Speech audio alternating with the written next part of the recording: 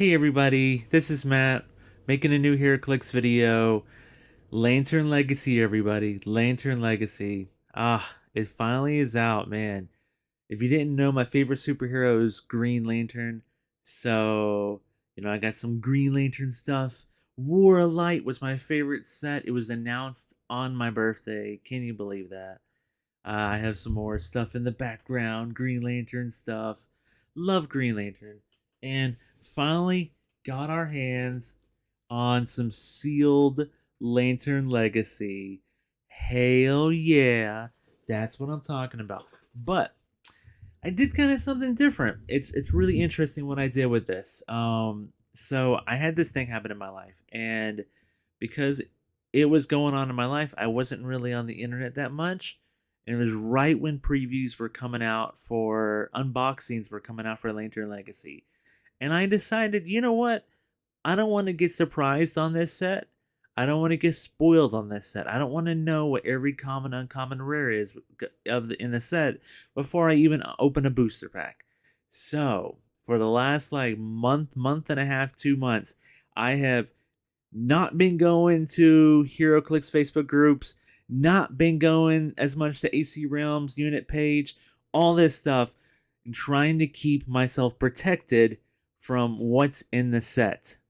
That's what I've been doing. Now, of course, WizKids has already shown a few figures, some digital sculpts, so I know what's in them. We already kind of know like the White Lantern Superman is a chase. There was a magazine article that showed a picture of Mogo. Like I know that kind of stuff. And unfortunately, you know, I'm not 100% like not connected to the internet, so I have had a few small things spoiled. I know about like maybe some legacy cards, um, you know, this or that. But for the most part, I have kept most of this set um hidden from my eyes. And so for this unboxing, I'm going to look at every single piece we open. This ain't going to be no fast flip straight to the super rare chase.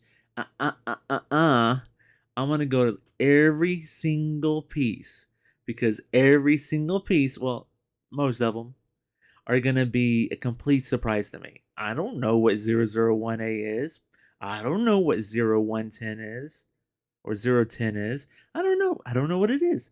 So when I pull a uncommon Salic or something, I want to be like, whoa, they made a new Salic. Wow. And that was what I wanted it to be, because Lantern Legacy is the spiritual successor to War of Light, and War of Light was my favorite set.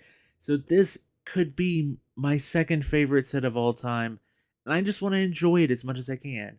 And I kind of feel like sometimes watching a whole bunch of people unbox it and open it and see all the figures ahead of time kind of lessens that a bit.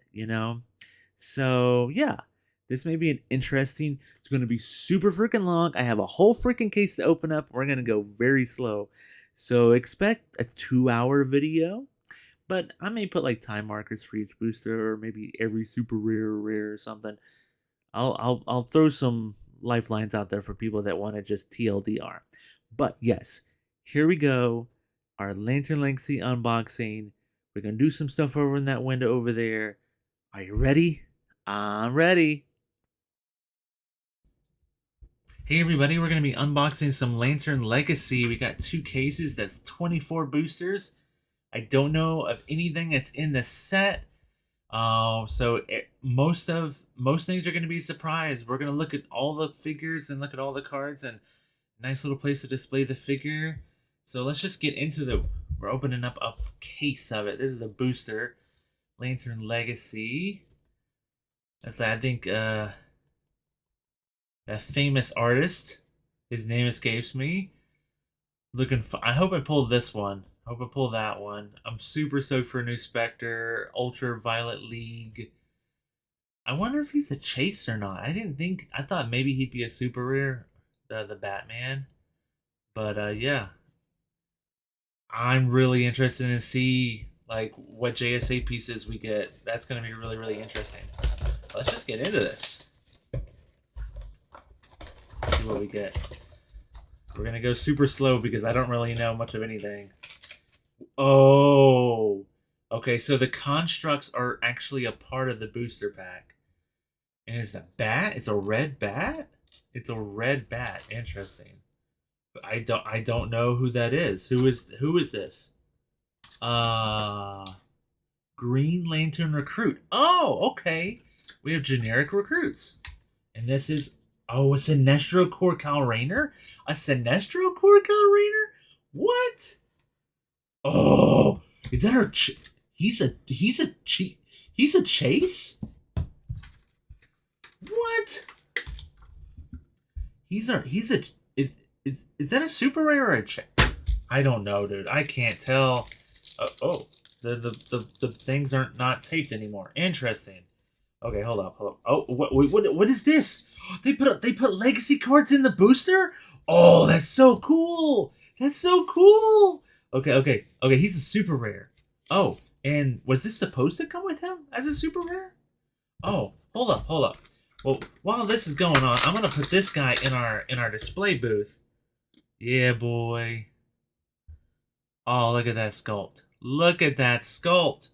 That is KC. Oh, I'm so happy I pulled him.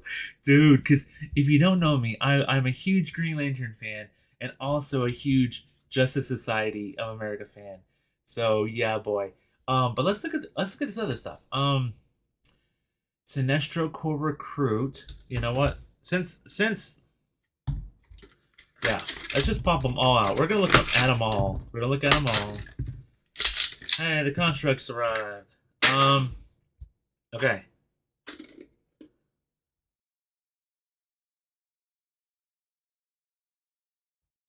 Okay. This is the recruit. For Sinestro Corps, Herald, Soldier, Warrior. Herald is a good keyword. We've had some actually stuff coming up with like the gods, the possess, and stuff for Herald. For all characters with this trait, new recruit, when Sinestro Corps recruit or an adjacent friendly character with the Sinestro Corps keyword KOs an opposing character, after resolutions generate a recruit on red starting line. Okay, that's that starting line. Okay, interesting. So as long as one of these guys are on the field, because you have to be on the field to have the trait going, when a recruit or an adjacent character with the keyword KOs an opposing character, you can generate another one of them.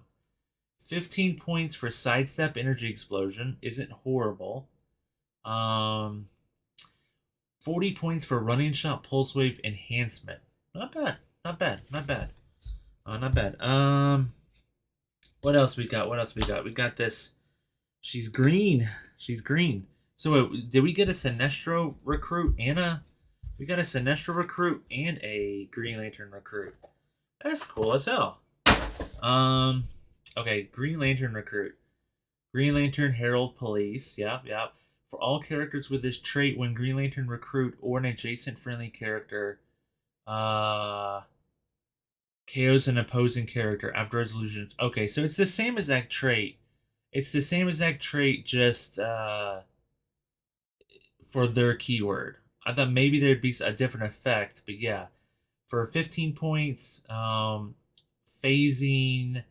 enhancement with the flight to carry somebody isn't horrible. Yeah, for 40 points, running shot, energy explosion, RCE, so it's a 12 attack for 3 for 40 points. Not bad at all. Honestly, not bad at all. This is so wild. I did not. So if you watch back to my video, I predicted Kyle Rayner would come in blue, green. Oh, you know what? I did predict the Sinestro. Justice League, Sinestro Corps, Teen Titans keyword. That's cool. And Herald. He has Perplex when he uses it to target an opposing character. That character decreases the result of their single d6 by minus. Wait, what? So it's not the same effect. When he uses it to target an opposing character, that character decreases the results of their single d6 rolls by -1 until your next turn.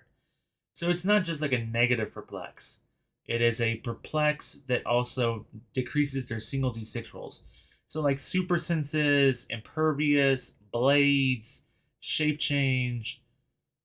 Interesting. 60 points for running shot, pulse wave, impervious. Impervious is wow, that's strong. No damage or yeah, no damage powers. It bounces onto sidestep, precision, EST. It's okay. I think for 60 points, it starts out okay. 11 for 3 is okay. He does have perplex, so he can kind of go up to 12, I guess. Um, but like that second half, the attack value, defense value is all right. The speed and no damage power for 60 points is a little. It's a little bit weak. It's a little bit weak. A little bit weak. Okay, let's see what this bat does. I don't think he's completely tied in with. He's not completely tied in with Alan Scott, so we'll go to Alan Scott last. I do think it's a super rare. I don't think it's a chase. Okay. It's a red bat, meaning there's probably going to be a bat of every color now. Smoke cloud. Okay, yeah, smoke cloud. So it can do smoke cloud. It can use flight, but it's tiny, so it's probably not gonna be able to. Well, yeah, you couldn't carry a bigger piece. Um, Smoke cloud. Characters occupying markers generated by bat modify their damage -1. Okay, it's okay. I mean, it's okay. It's okay. I don't know. Maybe it wouldn't be the one I would 100% go for. I think there's other ones maybe with a better effect. But I am so thrilled. I'm so thrilled to get Alan Scott in my very first Lantern Legacy booster pack. That is amazing. Green Lantern Corps, Justice League Society. Okay, I love that they gave him Justice League keyword. That's awesome. Armor, Future Mystical. Fantastic keywords. He is KC and Power Cosmic team abilities. I don't think anybody else had any other team abilities. That's kind of wild. Oh, well, Green Lantern Recruit did not have Green Lantern team ability. Had a wild card team ability. That's interesting. Anyways, and also like green base, but no yellow bases. That's weird. Okay, Alan Scott cannot be targeted by non-adjacent characters. What? He just can't be targeted by non-adjacent characters. That's crazy, dude. Improved targeting, hindering. Okay. So for 40 points, and I love he has the lower point setting. For 40 points, sidestep, TK, impervious. Okay. Okay. He has a trait. When an opposing character misses Alan Scott, after resolutions, remove an action token from Alan Scott. When an effect other than clearing removes an action token from Alan Scott, like leadership, after resolutions, heal him 1 click, or his own effect. Yeah, it's okay. It's okay for 100 points. Oh boy, they brought back the 20 defense. For 100 points, you get running shot, 12 pulse wave, 20 invincible, 4 leadership. It's okay. I'm super happy to get him as a character. Um, for 40 points, for him just to really bring along carry TK, maybe you can put an equipment on him. I'm not sure. Him being untargetable is nice. I give you that. Uh, and then the KC is interesting because it also makes it hard for them to base him as well. And they can't outwit him, which is nice. Um, he the 40 point setting is a little lackluster. I think the 100 point setting is okay, but 100 points nowadays, you got to really do a lot. We got a legacy card in a booster pack. When was the last time that ever happened? Lordy, this is for the power batteries. This is going to be really hard to read. You may not be able to even see it on your end. This is for the power batteries, which I did know about. It was one of the things spoiled. How does this? Whoa, this is so complicated. What? This is okay. It costs 40 points. Oh boy, that is so much more than what used to be. Okay, I guess does it start out at 1 and I guess it moves down or something? I don't know. Is this damage it takes? I don't know. Okay. Power. Okay, that's on the one. Oh man, this is really small. You're not gonna be able to see this. Oh my god, how small is this? I see the sun symbols, and inside the sun symbols, you can barely make it out. There is inside the sun symbols, there are the numbers that go along with each power. Why do they do the sun symbols? Just do like, oh man, that was a bad call. Because the number on the inside is so small, you just literally can't read it. Anyways, okay, it starts out with power. Choose a friendly character. That character can use the effect of the lantern ring attached to this character until your next turn. Wait, what? Oh, okay. Let's start out with the effect. How you use this. A force can only contain one power battery. No game effect can add a second power battery to your force. Power batteries are characters and can use both the sun powers and standard powers displayed on the dial. During force construction, a lantern ring may be assigned to a power battery. Oh, okay. A lantern ring may be assigned to a power battery, but I guess if it's the ring, then you're probably paying 0 because it shares a keyword. Okay. Yeah. That ring is attached, not equipped, to power battery when the game begins and is destroyed if power battery is KO'd. Power battery has a range value equal to its click number and can't move, attack, or be chosen for mastermind. It doesn't say it can't be attacked, so you could attack it. But I mean, like, for 40 points, like 20 clicks of life, you're not probably going to go after it. Once per turn, when power battery is given an action, after resolutions, you may roll a d6 and deal it unavoidable damage equal to half the result. Okay. Honestly, I'm kind of surprised they don't have something where, like, if power battery is the only remaining piece on a team, it is automatically KO'd. Because I mean, it's 40 points that, like, your opponent may never KO in time. You know, for 20 clicks of life. Like, that's a lot of life, dude. And then he gets a special power he starts out with, actually. Support. When power battery uses it, it considers friendly characters within range and line of fire as adjacent. But his range is his click number. Okay, so you want to use the powers. The powers hurt himself. And as he hurts himself, his range increases so that he can use his powers to affect people from further away. I think that's the gist of it. Because his main thing for Star Sapphires is support, and he can use it from long range, basically. Okay, so he starts out with the power. Choose a friendly character. That character can use the effect of the lantern ring attached to this character until your next turn. So instead of assigning a ring to one piece on your team, you can assign it to the power battery. And then every turn, power action to let someone have the effect of it. That's kind of weak, okay? And then, but I mean, I don't like that it's a power action because that means in order to make him click, you have to be using power actions, basically. Yeah. I think that's right. No. Once per turn. Well, yeah, when he's given an action. Yeah. And he doesn't have a free action at the moment. So, yeah, you got to use. Now, if you're on a second or third click, you could use Perplex or Outwit. Those would be counted as free actions. And they would also roll the damage. So you might be able to. I guess my worry was he has 40 points. That's a big chunk to your team. Absolutely. Um, I don't know. I'm kind of. Anyways, let's keep reading. Let's read what it. And then later on, he gets 1 and 2. Friendly characters within range can use shape change. Okay. I see where they're kind of going. Okay. But again, it's only going to be within 3 clicks, so may not be that helpful. And then later on click 6, he gets click power 3. When a friendly lantern construct would take damage, you may deal power battery 1 unavoidable damage instead. So he can stop the constructs from being KO'd.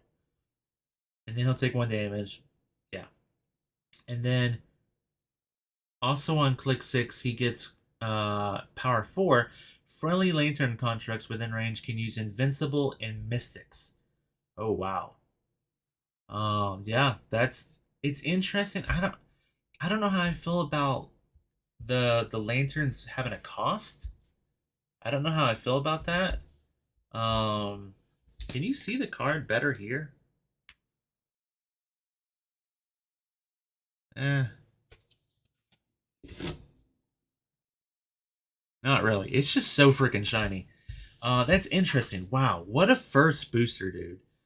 I mean, I'm not super thrilled with the Alan Scott. I kind of wish like if he was just gonna be sidestep TK, like maybe like a 30-point setting. Like I don't know. I don't know. He's okay. He's okay. I love drawing that, pulling that character, but I don't know if I love his doll. Okay, moving on. That was the front left booster. Let's do the front back booster.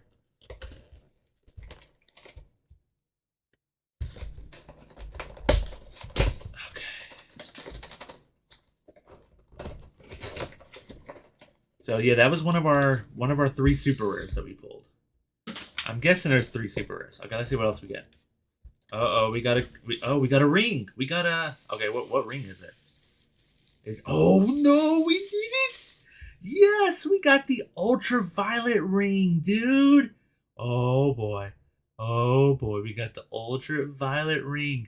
I have all the other rings. I have the rings from War of Light. I have the rings from I don't know if there's like a gold lantern ring or like a teal lantern ring or a gray lantern ring, but yeah, boy, I mean, that's a good one to have. That's a good one to have. I wonder if it means we got a ultraviolet piece in the set in the booster. I don't know. Oh, what? Oh, okay. I for a second I thought that was Black Adam, but no, this is Superboy Prime. He's another super rare. Whoa, back to back super rares. We got Des Travius? I have no idea who that is. No idea who that is. Where oh the ring took up the spot? Oh, that's kind of lame. Um Interesting. So they're definitely going the Batman team up, things take up a spot. We also got a dog. Oh, it's his name is Dog. That probably goes to Lobo. And we got Red Lantern Recruit. This is like straight out of Warlight, dude. Red Lantern Recruit. Oh, is there another legacy card in here? Does every pack come with a legacy card? You are kidding me, dude. Okay. Okay, let's pop everything out. This is very Red Lantern. I mean, even Superboy Prime. I wonder if the Superboy Prime's gonna have Red Lantern. Ooh, I wonder if that means Lobo will be Red Lantern. But he honestly should have Red Lantern keyword too. Let's look at the ring first. Oh man, super excited for this ring, dude. Super excited. Ultraviolet Lantern Ring. Equipment, qualifying keywords, ultraviolet core, a corpse, a course, mind control. If this character can already use mind control, when they use it, after resolution, deal one unavoidable damage to each opposing character that missed during that action. That's a nice way to damage them even if they fail the attack. And then power, if no construct were generated on your okay, power. If no construct generated by this character was on your force's turn. If no construct generated by this character was on your force's turn. Okay. And this equipment is friendly to your force. Generate an ultraviolet construct. Okay, there's confirmation of ultraviolet constructs that hasn't been generated by this character this game. If this character has the listed keyword, ultraviolet core, it is the power action instead is a free action. Okay, that is basically what all the other rings do too. Yeah. Cool. Let's look at dog. Let's see what dog is all about. Probably animal keyword, probably, right? Right. Animal, brute, cosmic. When dog is carried, this turn he may be given close actions as if he wasn't carried. Oh crap! And he has blades. So you just carry him up and then he blades you. Oh man, that's actually really cool, and he's tiny, so anybody can carry him. That's really cool for 30 points. Wild card. Okay. Okay. Yeah, he's rocking something. Dude, later on he gets flurry. That means you could carry him up and he could flurry blades you, dude. Wait, blades is an action, right? No, blades well, I think he could. Yeah, I think he could blaze a close attack. It's a close attack. Okay, yeah, a close action, close attack. Yes, I think that's fine. I think that's how it works. Dude, carry him up. He gets. I mean, flurry is a close. Yes, because you can charge flurry. Yes, so you could carry him up. Charge flurry blades exploit. That's crazy. Okay, yeah, that's gonna be a heck of a good sealed piece. Heck yeah, dude. Now we got one of two red lanterns. I don't know this guy at all. He kind of looks like if they were. This is my first thought. We're gonna get a red lantern Guy Garner that just has like a beard, and that's gonna be Guy Garner. That's my first thought. That's my first thought. Red Lantern Corps, Assassin, Herald, Warrior, Burn You All, Poison. 50-point setting, 30-point setting. Blade slots Fangs. When he uses it, after resolutions, deal 1 damage to each opposing character adjacent to the target. So when he uses Blade slots Fangs, after resolutions, deal 1 damage to each opposing character adjacent to the target. Okay, interesting. Interesting. Um, I like the 30-point setting better because he starts out with a move power.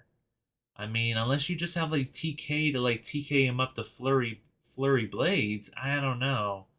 Also, because he's Battle Fury, you can't carry him. So, but at his 30-point setting, he doesn't start out with Battle Fury, so you could carry him. Interesting. Interesting stuff. Anything else going on? Nope. Okay. It looks like they put all the legacy cards in the booster packs, or maybe it just means there's more legacy cards in this set. That's fine if it's both. I just gotta tell you, I just gotta say something right now. Thank you, WizKids. Thank you, WizKids. This is what I wanted. What's in the legacy pack then? I don't even know, dude. I don't care. Honestly, I do not care. I do not care unless it's something really, really good that I want it. But this is how legacy cards should have been from the very beginning. They should have been in the boosters. It adds more value to the boosters, and it helps people obtain them even if they can't buy a sealed brick or a sealed case. This is thank you, WizKids. This is so good. But I'll do that one last. Red Lantern Recruit. Now this is Zilius Zox or whatever. Well, hold up. No, this is Various, but I think in War Light his name was Zilius Zox. So okay, this is probably very similar. He has the same trait where if he or someone adjacent with the Red Lantern Corps keyword KOs an opposing character, you can generate another one of him on the 15-point setting. On the red line basically. 15 points sidestep, precision strike. I don't know why that was escaping me. For 40 points, charge blades. Again, I think some of these 15-point settings look decent, you know? Oh, no. Poison, but deals damage even if moved this turn. Oh, wow. Dude, that's good. Does he get that at 50? Wait, what? It's a trait. Hell yeah, dude. Hell yeah, dude. It's funny how he almost has a better trait for poison than the other dude does. You know? Yeah. Same sculpt? Yeah. Okay, so there's some sculpt reuse right there. Yeah. Oh, can't see it. There's some sculpt reuse right there. But that I kind of expected that. I think even in my prediction video, I said I think probably they will. Dude, we got two super rares. I think probably they will reuse somebody as Zelia's socks because of the head. Did he give him Red Lantern? Okay, interesting. It almost was a Red Lantern booster pack. Almost. Wow, this guy's a beast. This guy's a beast. Superboy Prime. Um, let's see. Perplex. I'm gonna try something. See if I can lower the light on my other camera. Because it seems to be kind of blown out a little bit. Okay. Superboy Prime, Kryptonian, Legion of Super Villains, Sinestro Corps, Brute Herald, Superman and Superman Enemy team abilities. Perplex, adjacent opposing characters decrease their single D6 rolls by -1. So that's similar to what the Kyle Rayner did, but you don't have to target them with Perplex to do it.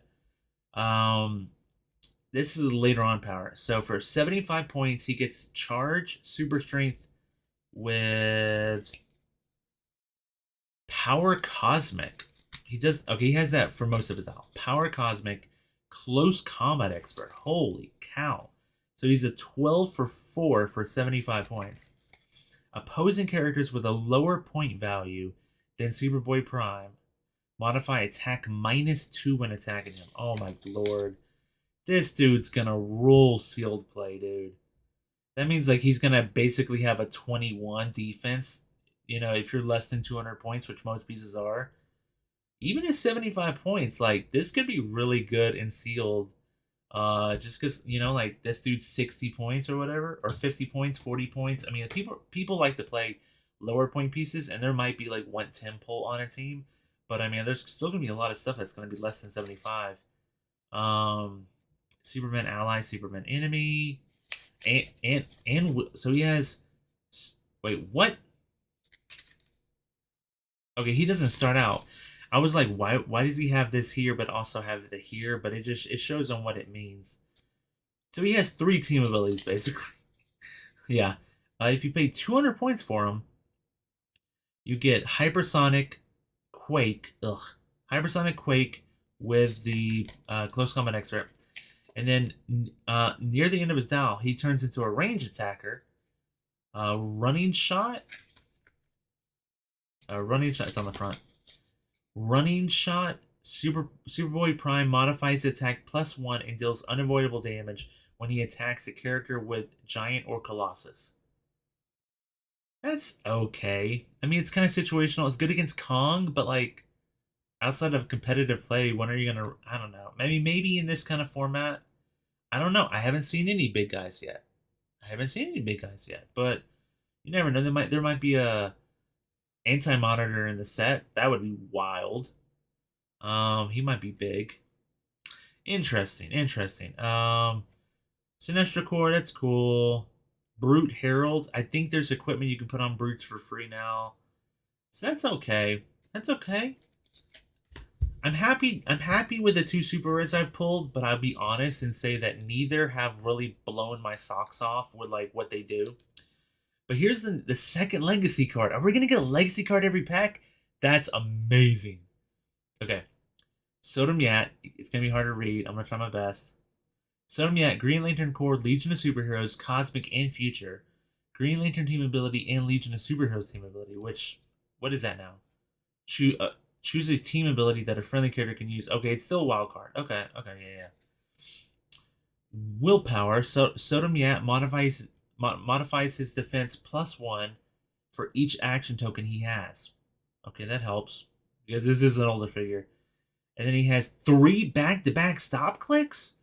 Holy cow! Stop, Power Cosmic, Impervious. Sodom Yat can reduce penetrating damage and can't be healed. Holy cow!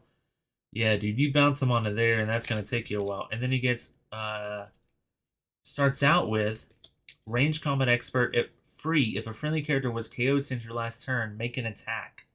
Wow. Okay. Yeah, they definitely pumped him up some. They did what they normally have to do and stop clicks and bonus stats and all the stuff.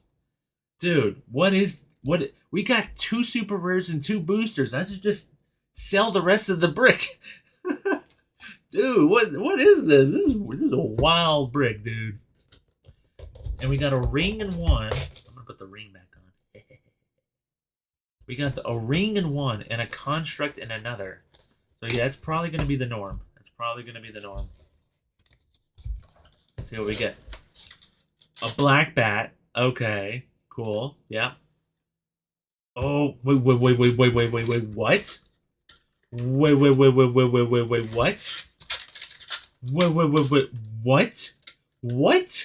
What?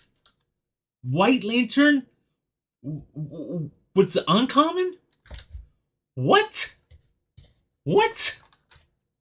What? What? But I thought the White Lanterns were the chases. What? Oh my, okay. And what the frick? Oh, it's the Atom? Wow. That is wild.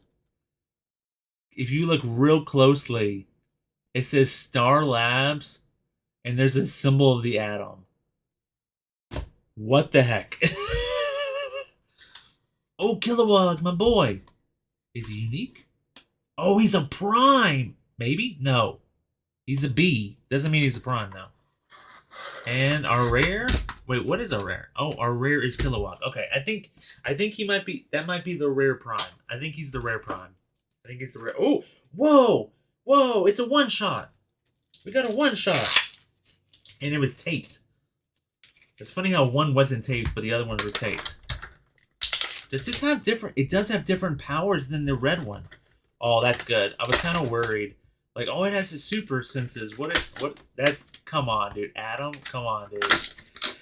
So does that mean... What does that mean for... If the B version is Kilowog, but... What does that all mean? Let's look at this one shot first off. Terror of the Yellow. Costs 5 points. When an opposing character attacks a friendly character that can use Perplex, you may modify the attacker's attack -1. And when do I get to decide on that? After they roll? Can use the effect all of... Okay, during force... Yeah. While face up, a one-shot when they attack? Okay, but you would have to flip this over before they roll. Because it would be too mean to wait for the roll and then flip it over and be like, you missed my one, sorry. That's interesting. That's really interesting. We got a black bat, everybody. But as you can see, this one has different powers. The other one just had super senses in the smoke cloud. That means the different bats do different things. What? Oh, that's... Wait, no. This is not a construct. This is not a construct. This is an actual just bat. What the heck? What the heck? Okay. Bat. A 5-point bat. Batman? Batman family. Okay, sure he is Batman family animal. Flock. Opposing characters can't draw lines of fire to friendly characters adjacent to 2 or more friendly characters named Bat. Well, I hope they give me another bat. Yeah. Sidestep. He's tiny. Sidestep. So they could a bat could carry another bat. Yeah. With sidestep, and then the other one could sidestep. Yeah, that's cool. Sidestep blades shape change for 5 points. Shape change and blades 10 attack.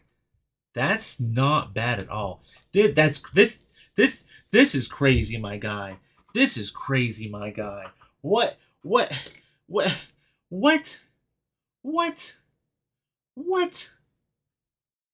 I don't understand. I thought there were the chases. What? How do we have White Lantern uncommons? What? Justice League White Lantern Corps Herald Pilot. 50 points. Phasing teleport. When he moves after resolutions, heal an adjacent friendly character 1 click. Channeling the entity, stop click, and vulnerability regeneration once per game. Regen is free. It's 50 points for phasing teleport, precision, perplex, EST.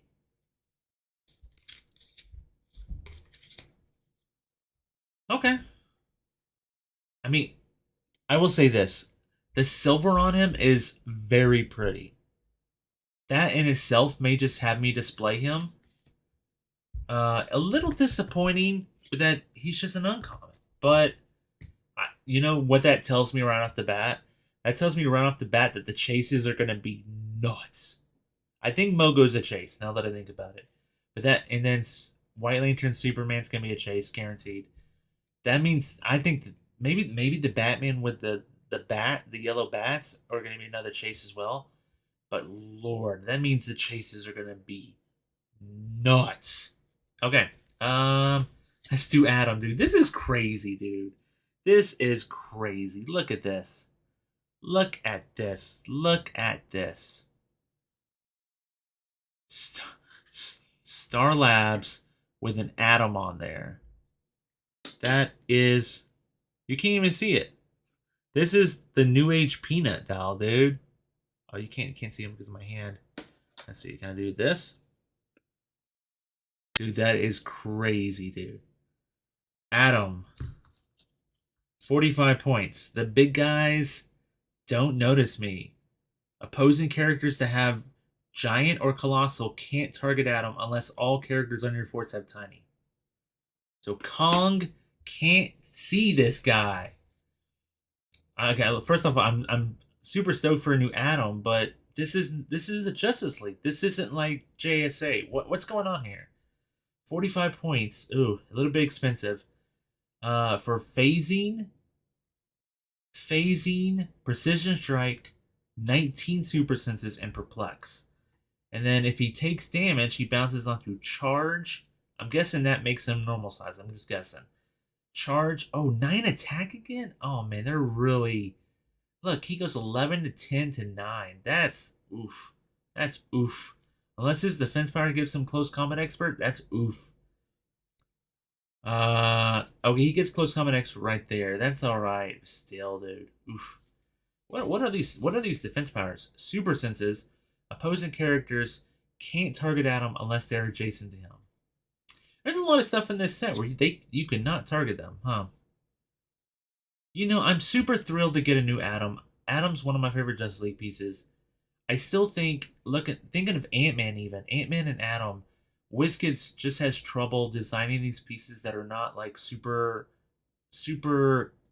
strong or super combat focused characters, you know?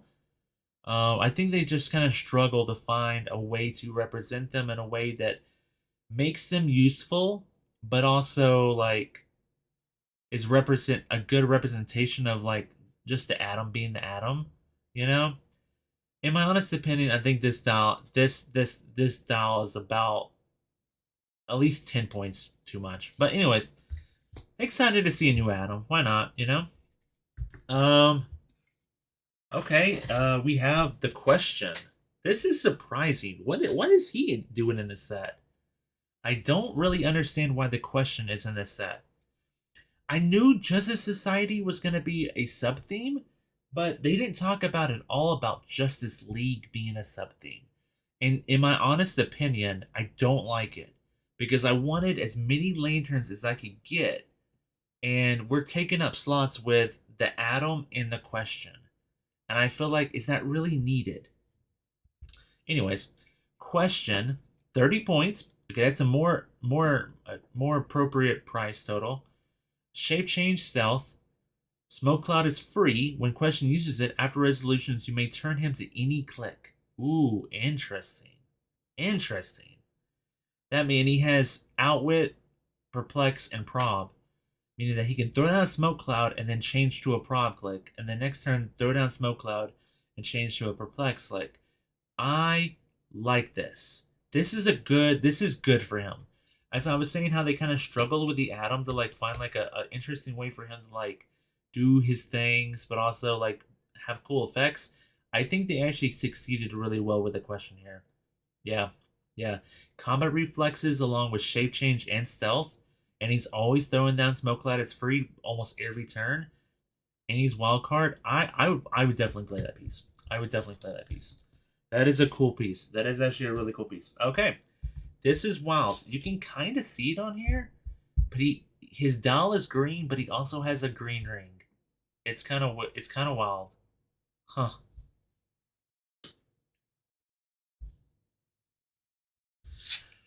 Kilowog, Green Lantern Corps Brute Heroclix. Okay, if he is an actual Prime, and you can only get a green Kilowog by getting the Prime, thank God I got this is my Prime.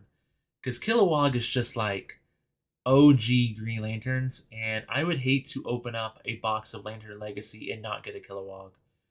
Anyways, Green Lantern Corps Brute Herald Police at the beginning of the game generate up to 2 Green Lantern recruits on their red starting line. Hell yeah. You can even do it as 50 point setting. That's awesome. Leadership. When Kellogg uses it succeeds, you may choose a friendly character with a new recruit trait. Turn that click to click 1. Whoa. So you can turn that 15 point dude into a 40 point dude just on a leadership roll. Also, if they've taken any damage this game, you can still turn them back to click 1. Holy cow. That is amazing. Even for 50 points, that is amazing. Anything else? Oh, he has another trait. Traded impervious. Traded willpower. So he has traded leadership, traded willpower, traded impervious. When he uses willpower and succeeds, he can reduce penetrating damage this turn. Until your next turn. Yeah, okay.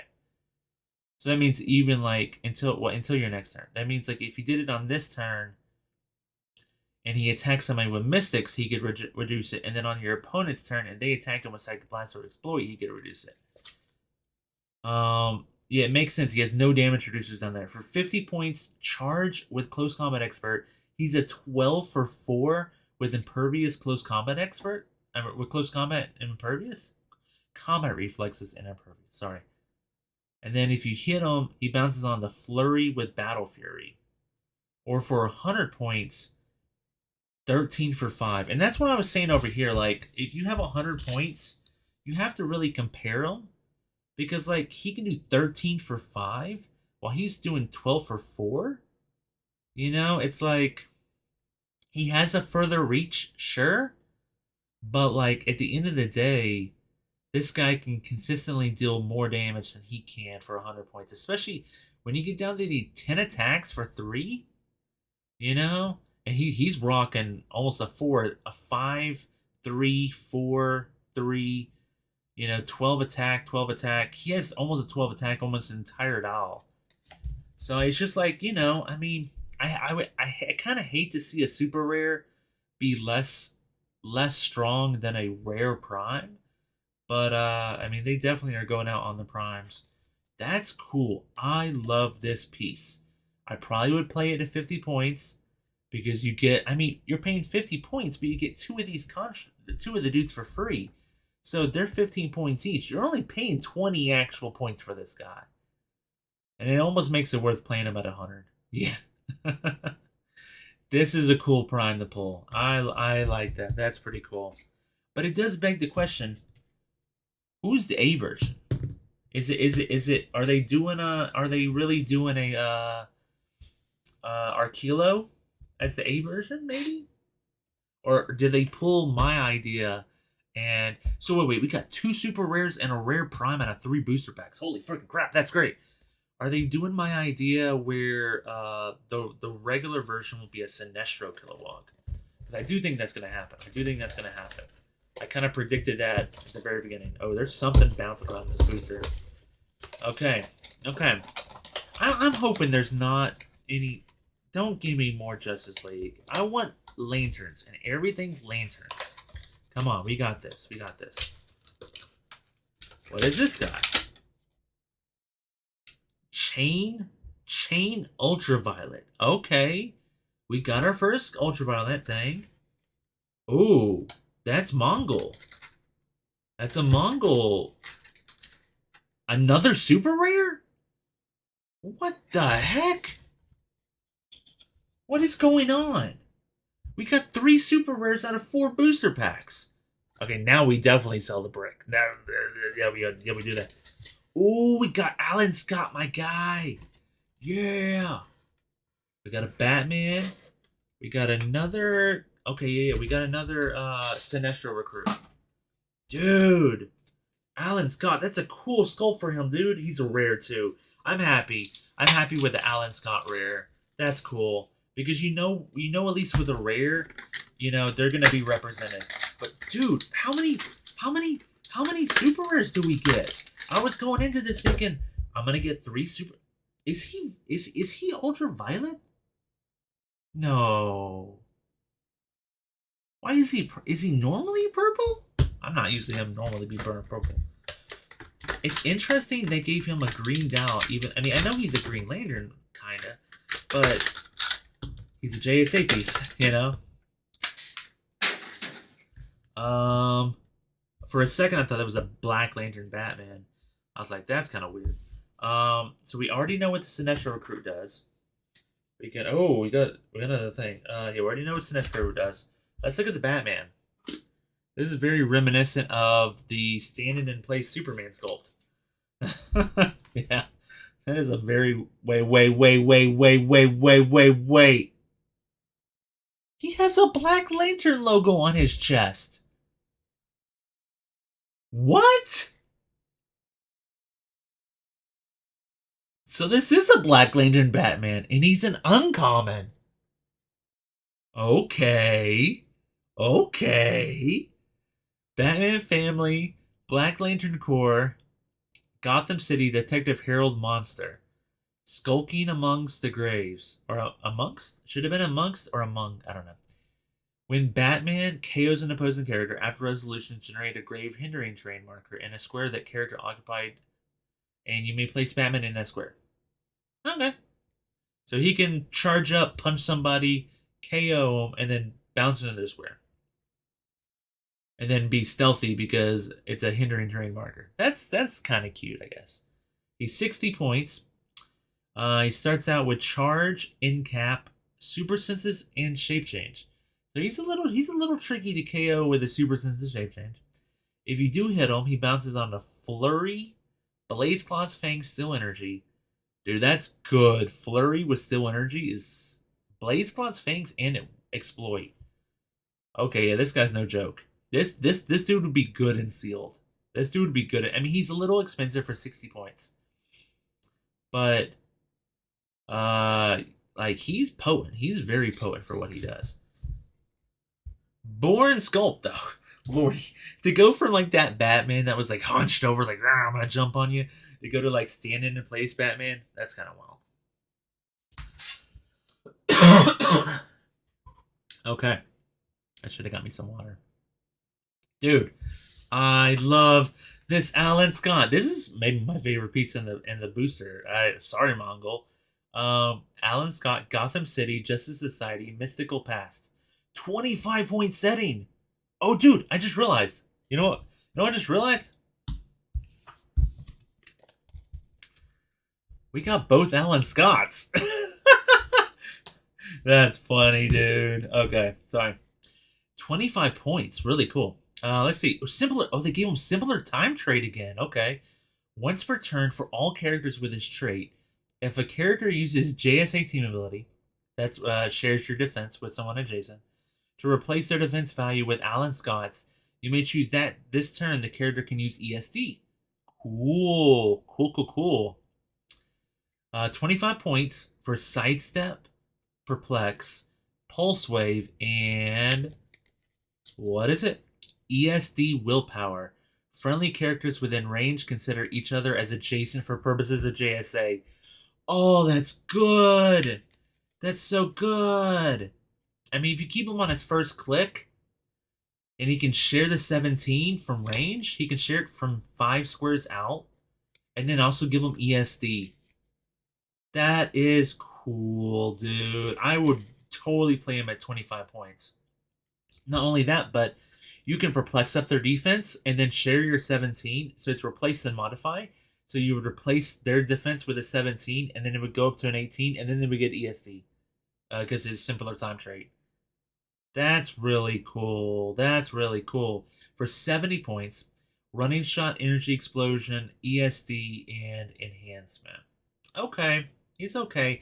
Again, he's not as potent as I'd want him to be for 70 points. But for 25 points, he absolutely plays his role good. And that sculpt is so cool, dude. I love this sculpt. This sculpt is so amazing. Oh, man. Wow, that's cool. That's really cool. Okay, let's see what this guy does. I don't even know. We got our first ultraviolet construct. 13. It has a 13. It has a 13 attack. What the heck? This construct has the highest attack in the set. What is this? Wow. When chain hits, hit characters have a speed value of 0 until your next turn. I wonder, are they still they're not autonomous? No, okay. Man, that would have been nuts if they were autonomous, right? And then it has incap. So not only okay, so he can incap you, give you an action token, and then drop your speed value to 0. That is so fun. Oh, I love that. He only has a 3 range, but still, imagine like running over with somebody, attacking them, and then you drop one of these guys out, and then he incaps them and knocks their range away, and they're like, yeah, I mean, you can try to do something next turn. You can try to break away if you really wanted to, but you're not going anywhere. That's really cool, actually. That is really, really, really cool. I like that. I would actually totally do that. And with 13 attack, you're probably gonna hit, dude. Oh, we got another one shot. Who's fragging next? When an opposing character, how many points was the other one? I don't. 5 points. This one's actually 10 points. When an opposing character damages a friendly character that's named Lobo, or they can use a trait named the target. Okay, yeah. So I mean, that's the Lobo in the set. The target, is that all the assassin pieces? Maybe that would be really cool if this works. All the oh, you can't even see it. All the assassin pieces. After resolutions, you may give that opposing character a target token. Oh. This game, friendly characters with a target trait treat that token as if it was generated by that trait, and friendly characters named Lobo deal penetrating damage to that character. Is Lobo going to have the assassin target trait? That's kind of wild. It's only a once per game thing, but that's kind of cool that you can give more target tokens out. I know that's always been like an issue for those types of teams. And then okay, his coloration is completely different than his card.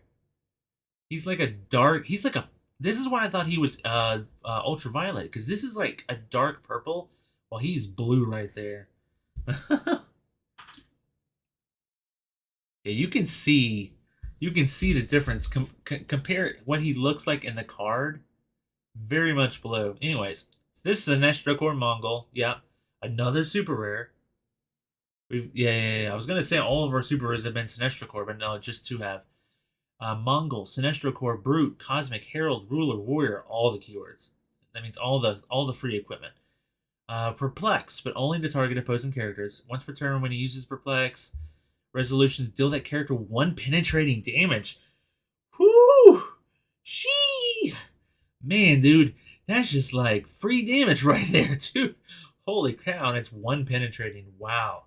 Talk about knocking it right off his stop clicks. Holy cow, that's actually pretty potent. He has a stop click halfway down his dial. Stop combat reflex is impervious. When this click is first revealed, after resolution may replace Mongol adjacent to an opposing character who is 6 or more squares away from him. If you do, he has immune until your next turn. So he gets hit hard enough. It's probably going to take 2 attacks because he is invincible and power cosmic. So he's going to be good and yeah. I'm seeing a trend with super rares being good and sealed. You hit him onto there, and then he bounces on a stop click, and then he places adjacent to an opposing character that is 6 or more squares away from him. That means unless everybody is right next to him, he places across the map to someone else. He's like, okay, this guy beat me real hard. I'm gonna go conquer a different planet. I mean, that's basically what the power says. That's kind of funny. And then he gains immune. Yeah, dude. That's interesting. That's interesting. And he's 125. So he's not too much more expensive than like what else we've been pulling though. But I mean, 100 point, 125 point, and then Superboy Prime is 200 point. These super rares are stacked. Okay, we've opened up 4 boosters and we got 3 super rares and a prime. That has to be it, right? That has to be it, right? I mean, we got 8 more boosters left in this brick. What the hell? What the heck, guys? What? I don't know what to tell you, my guy. I don't know what to tell you. We're not even halfway through this brick, and it's already been an hour long. I told people this is gonna be a 2 hour long. This is gonna be a 4 hour long video. Yeah, it is. Okay, let's see what we get. Let's see what we get. Another bat. Okay, hold up. Is the only new... No, we've gotten the chain as well. I was gonna say, is the only new construct the bat? I don't know. What is this? What is that? What is this? What is that? Where did it come from? What is its name? Is this a planet? Is this like Mogo? Is this a chase? What's going on? I don't know. What? Oh, what? It is a chase? Oh god. Construct. I think it says it's Umbra. Oh, is this the hive mind for ultraviolets? Holy crap. I wish he was Mogo. This is cool too, though. And we got... There's a green dog? There's a green dog? What? We got another... Wait, what? Oh, Despotellus? What? This is the wildest booster! What? What? Kyle Rayner, what you doing being pink? What? What is this? I mean, at least he got a pink construct, right? What? Oh, we got our chase, dude. We got our chase. Oh my gosh, dude. Dude. So we got a prime. Oh, yeah, hold up. We gotta be careful with this.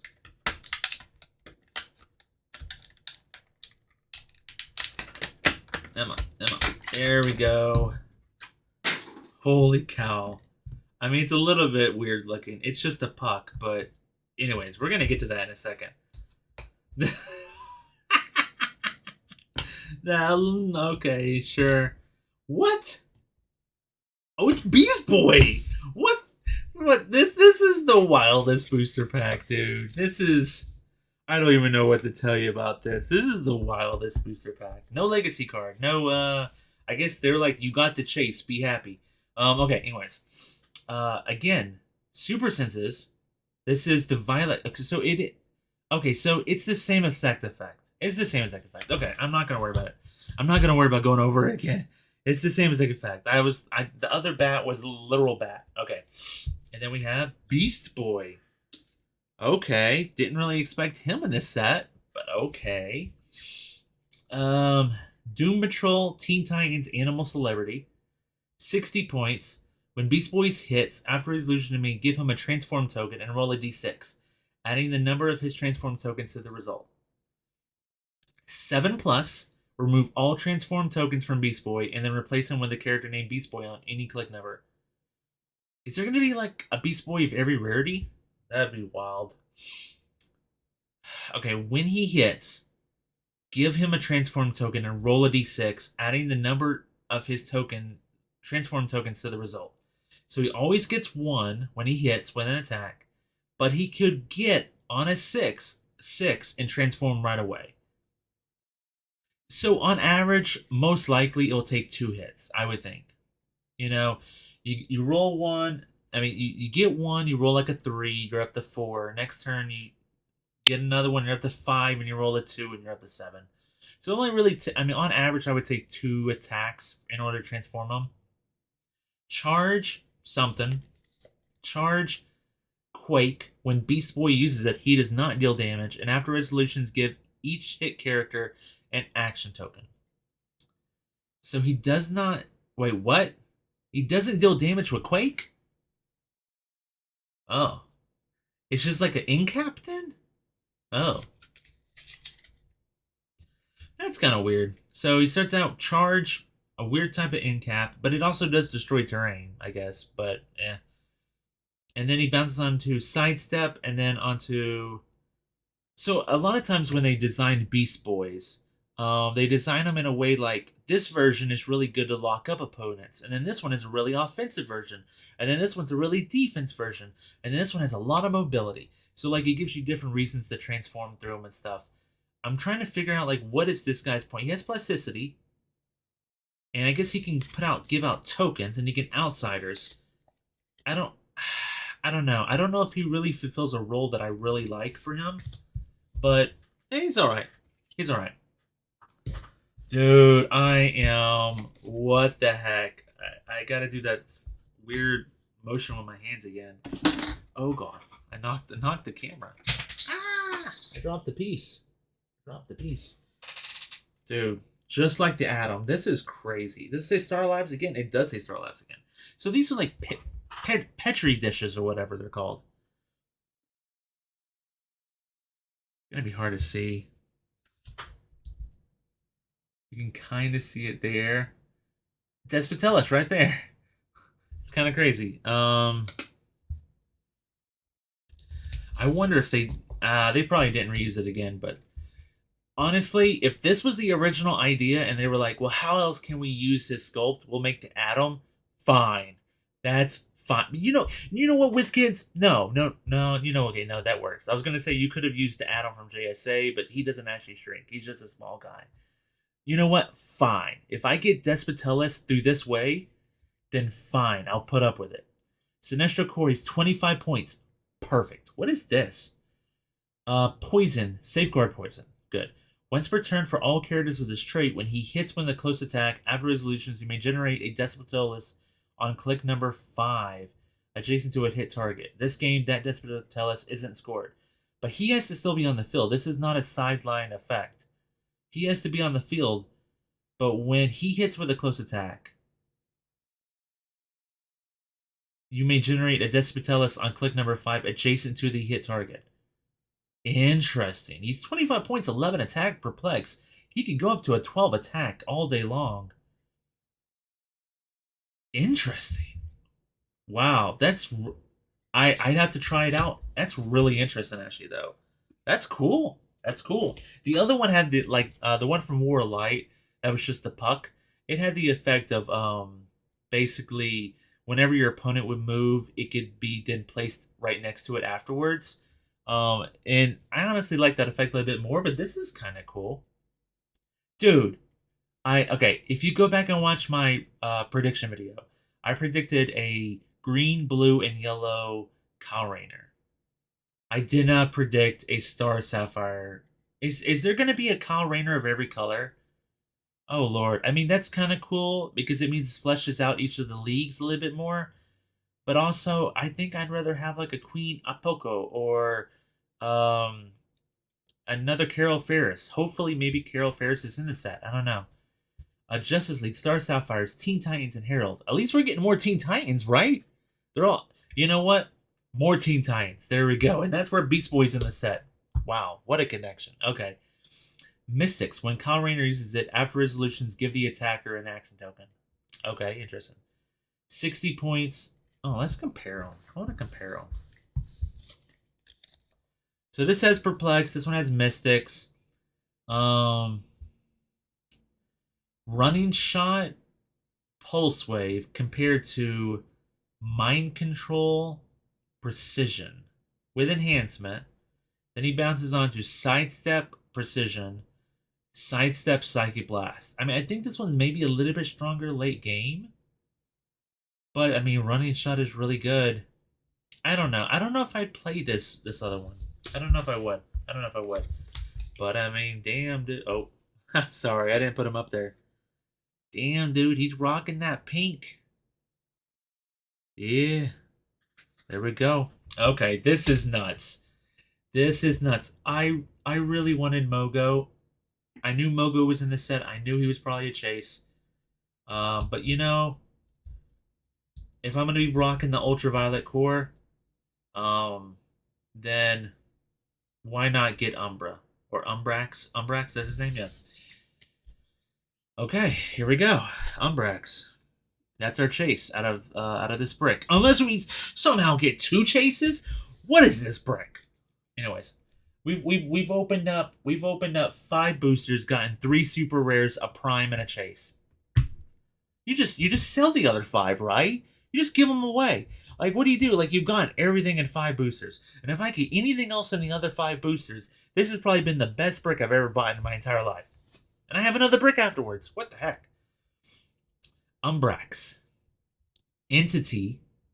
Okay. Oh, Entity. Oh, okay. So he goes like with the other entities. Interesting. Ultraviolet cores, cosmic. He's 40 points. When he's that's similar point value to like the lanterns or the power batteries. When Umbrax starts the game, place him on his card. Umbrax can be given actions and use the powers and abilities while on his card. At the beginning of your turn, if no friendly characters are on the map, KO him. That's why I thought like maybe the lantern batteries would have like at the beginning of your turn, if there's no friendly characters on the map, KO the lantern battery. Because it doesn't really make sense for the lantern battery to be the only thing left on your team, you know? It's a non-sentient thing, you know? I mean, Umbrax is sentient, it still has the effect. Okay. Let's just look at what he has. Starts out with TK, Barrier, Prob. Then he gets into Smoke Cloud, Defend, Precision, or Defend Enhancement, or Empower, my bad. Then he bounces on the Pulse Wave, Defend, Empower, and then Psychic Blast 5 damage enhancement. Darn. Okay. I'm guessing he's gonna have something like the power battery where he can consider people 4 squares away adjacent. Because it would be real hard to have defend and empower and enhancement on a piece that's gonna be stuck in your starting area the whole game, you know? Anyways. Two traits. At the beginning of your turn, you may choose a friendly character that either has the ultraviolet core keyword or was damaged since your last turn. If you do, until your next turn, when Umbrax attacks or uses a power or ability, he may do so as if he occupied the chosen character square. Would that mean he would be adjacent to them, though? When Umbrax is given an action after resolutions, roll a d6. On a 1 to 3, deal him 1 unavoidable damage. He only has 4 life. Oof. Oof. Then his other one, Mind Control. When Umbrax uses it, if all targets have the ultraviolet core keyword. What? When would that ever happen?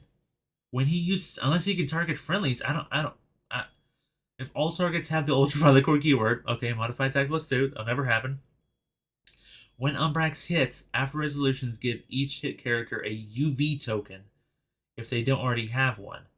Those characters gain the keyword and lose all of their keywords. Okay, that's how it works. So, he has a normal mind control, but if he hits you, he gives you a token that removes all your keywords, which is fun, and gives you the ultraviolet core keyword. The next time he goes to mind control you, if all of them have that token, then he gets a +2 to his attack. And that's traded.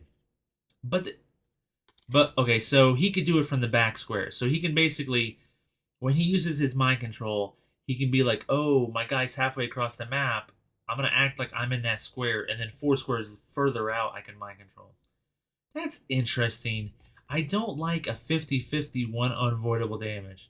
I mean, maybe you could somehow like put a healing bush underneath them or something.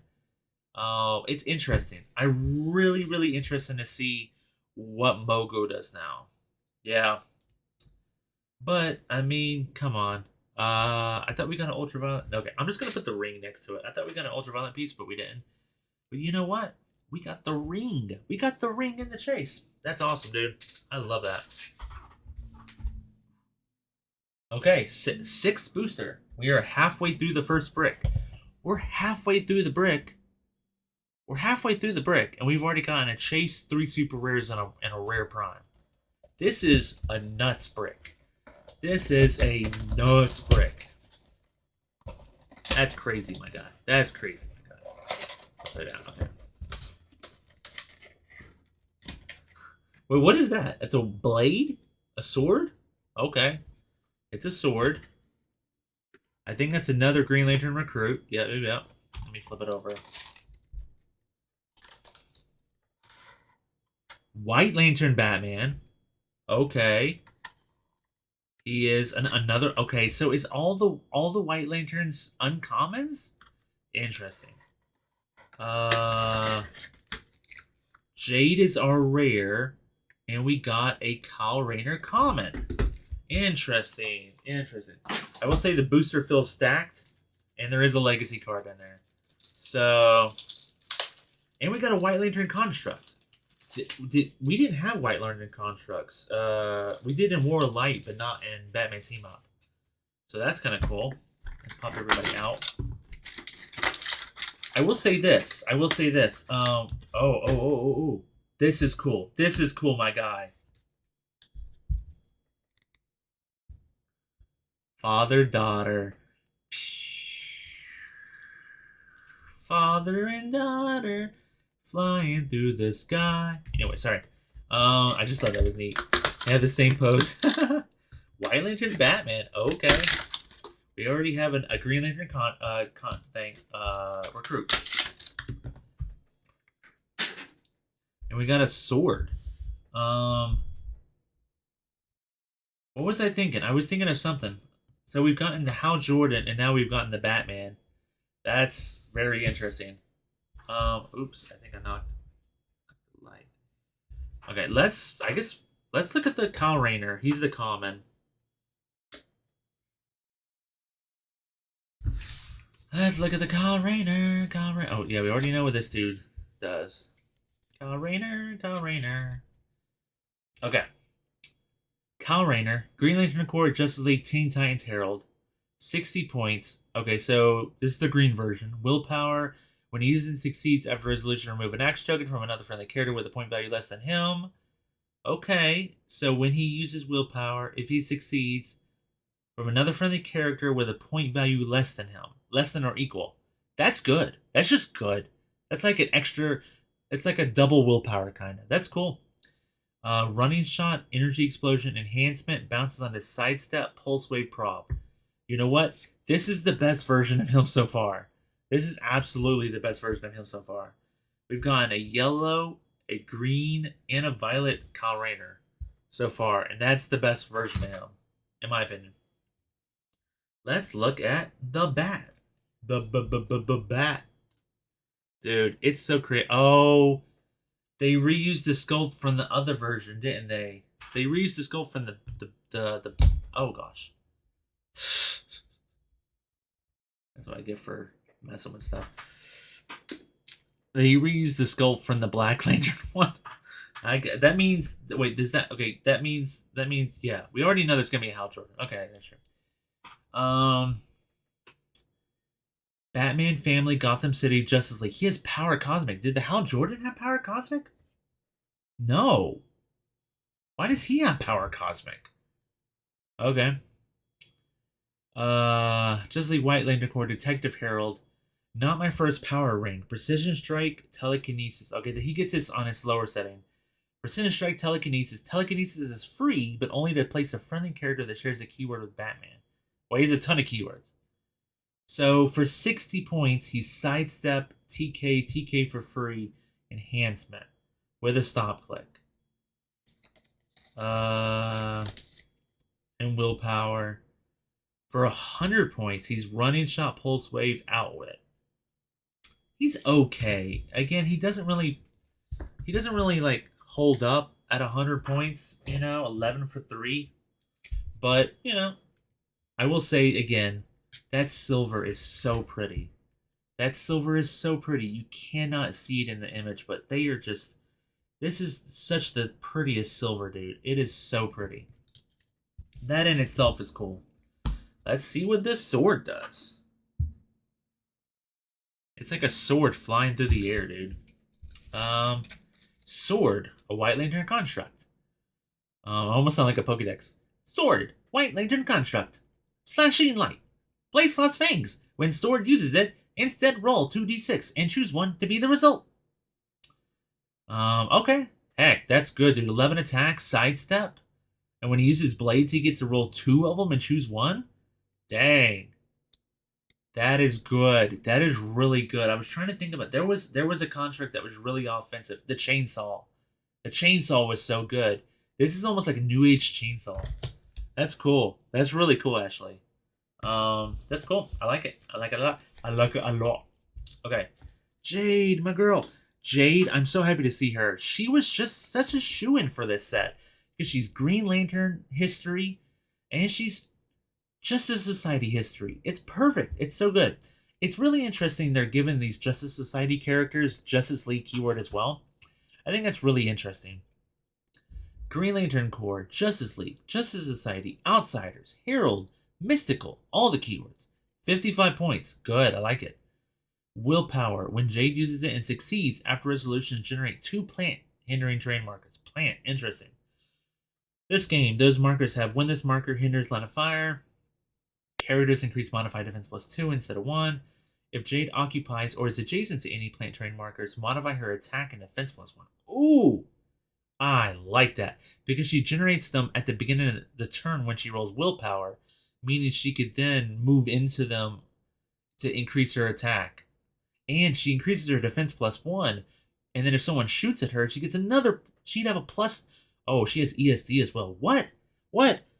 I mean, it helps later on in her down when she has toughness, because she could conceivably go back up to a 20 defense. But because this is already modifying her defense +2, if she's in a plant terrain marker, she's already maxed out at that point. She won't get the extra hindering benefit. But I mean, that may be good. I don't know. Anything else? She has a special attack arm. Precision Strike, Still Energy. Oh, wow.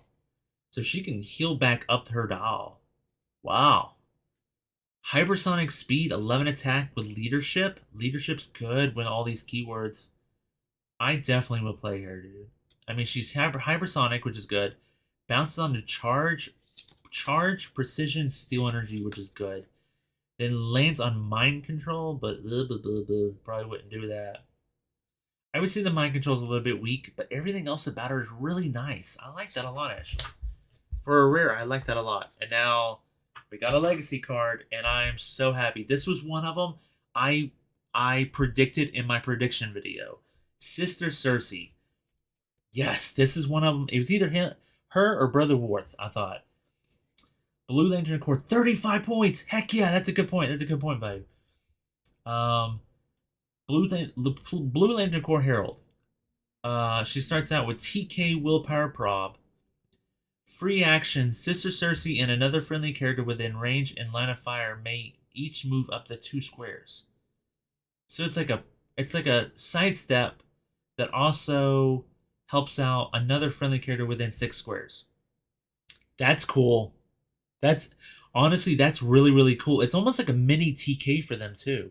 It is almost like a mini TK for them. Instead of moving them 4, you get to move them 2. And she has TK. Oh, she could TK somebody out. And then also do that ability and move them 2 more squares. That's cool, dude. And then later on in her dial, she gets other friendly characters within range line of fire modify attack and damage +1. Nice. And then she also gets later on in her dial probability control support, free heal a friendly character 1 click. Yeah, you're playing her. Yeah, she's a shoo-in on any Blue Lantern team. Yeah, absolutely. And you know what's so cool about that booster? Is I didn't pull a super rare or a prime or a chase, but the legacy card made that booster really, really good for me. And that's why putting legacy cards and boosters is a good thing, WizKids.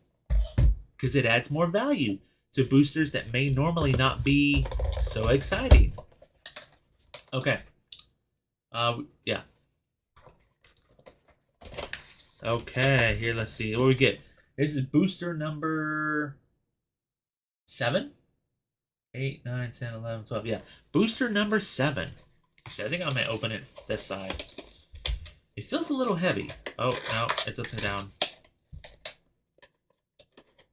No, I gotta open it from this side. Okay. Oh, we got a pink chain. Dude, the chain is so good. It's off the chain. Off the hook. What's the expression? I don't know. I'm thrilled to get another one. Looks like a duplicate Batman. This may be the normal Batman. Yeah, it looks like we have a normal a common Batman and an uncommon Black Lantern Batman, and then a. Oh man. So are they AB? Oh, this is AB. This is 18A, and this is 18B. Oh, okay, that makes sense. Okay, there's Sinestro Howl, which I thought we were gonna get. Oh yes. Oh wait, what? Okay, cool. I don't hate this. What's our rare? What is our rare? What is our rare? Hal Jordan's our rare. Okay. That silver was looking a bit white. This is a cool booster pack. Dude, I'm thrilled just to get a Spectre. Now, hopefully, They made him uncommon. Ooh, is he an AB? He is an AB. They're gonna do what I said I thought they would do. Just paint him green and make him the JSA Spectre. Why the heck not? Right? Okay. Regular old Batman. I guess they had to do it. Batman family, Gotham City Justice League detective martial artist. One punch! Batman deals penetrating damage to characters with a Green Lantern core or Herald keyword. What? Just because he punched Guy Gardner out in one punch doesn't mean he can walk up to Mogo and punch it out in one. Oh, okay, sure. 55 points. It'll be applicable and sealed, I guess. Or Herald keyword. I mean, gosh, he might storm competitive with all these possession pieces out there. Bonk. When Batman hits, give each hit character an action token. He's 55 points, but he only starts out with sidestep. I don't like that. He does get charged later on. He has the bonk. Close combat expert, 12 for 4. 12 for 4 is no joke. He just needs a little bit of help mobility-wise. Sister Cersei would definitely help him out some.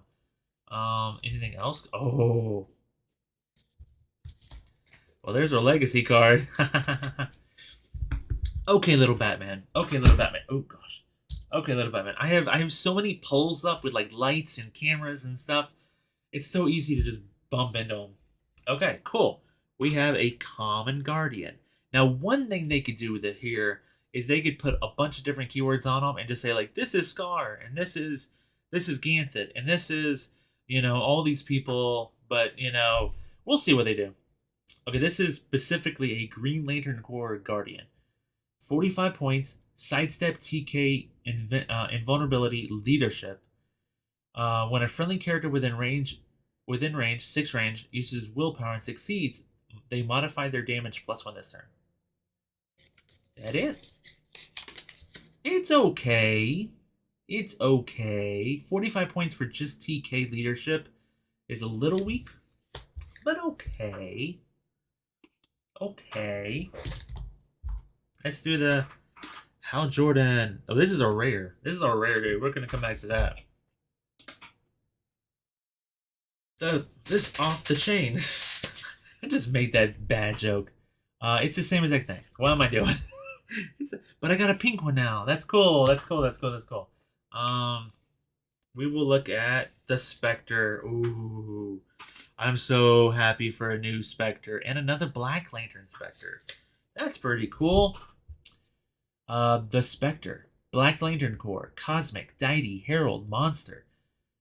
100 points. Whoo boy. And he's giant. There you go. Our first giant piece. 100 or 50. Traded still energy, but with close or range attacks. He has 5 range. That's nice. Power. Generate a grave hindering terrain marker within range line of fire.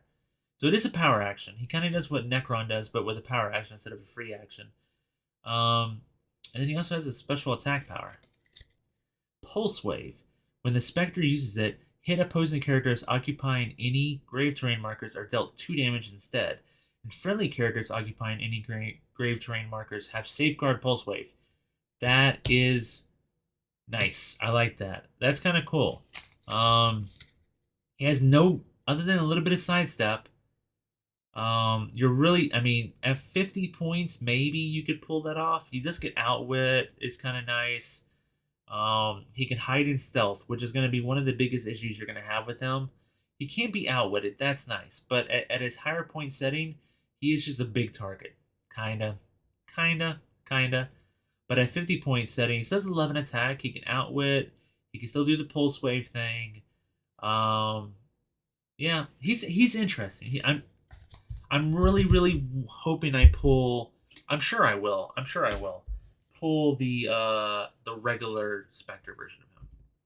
This is cool, dude. I got a Hal Jordan Sinestro Corps and a Legacy Hal Jordan Sinestro Corps. That's kind of cool. Let's look at the rare Hal Jordan Sinestro Corps. Justice League Sinestro Corps Herald Pilot.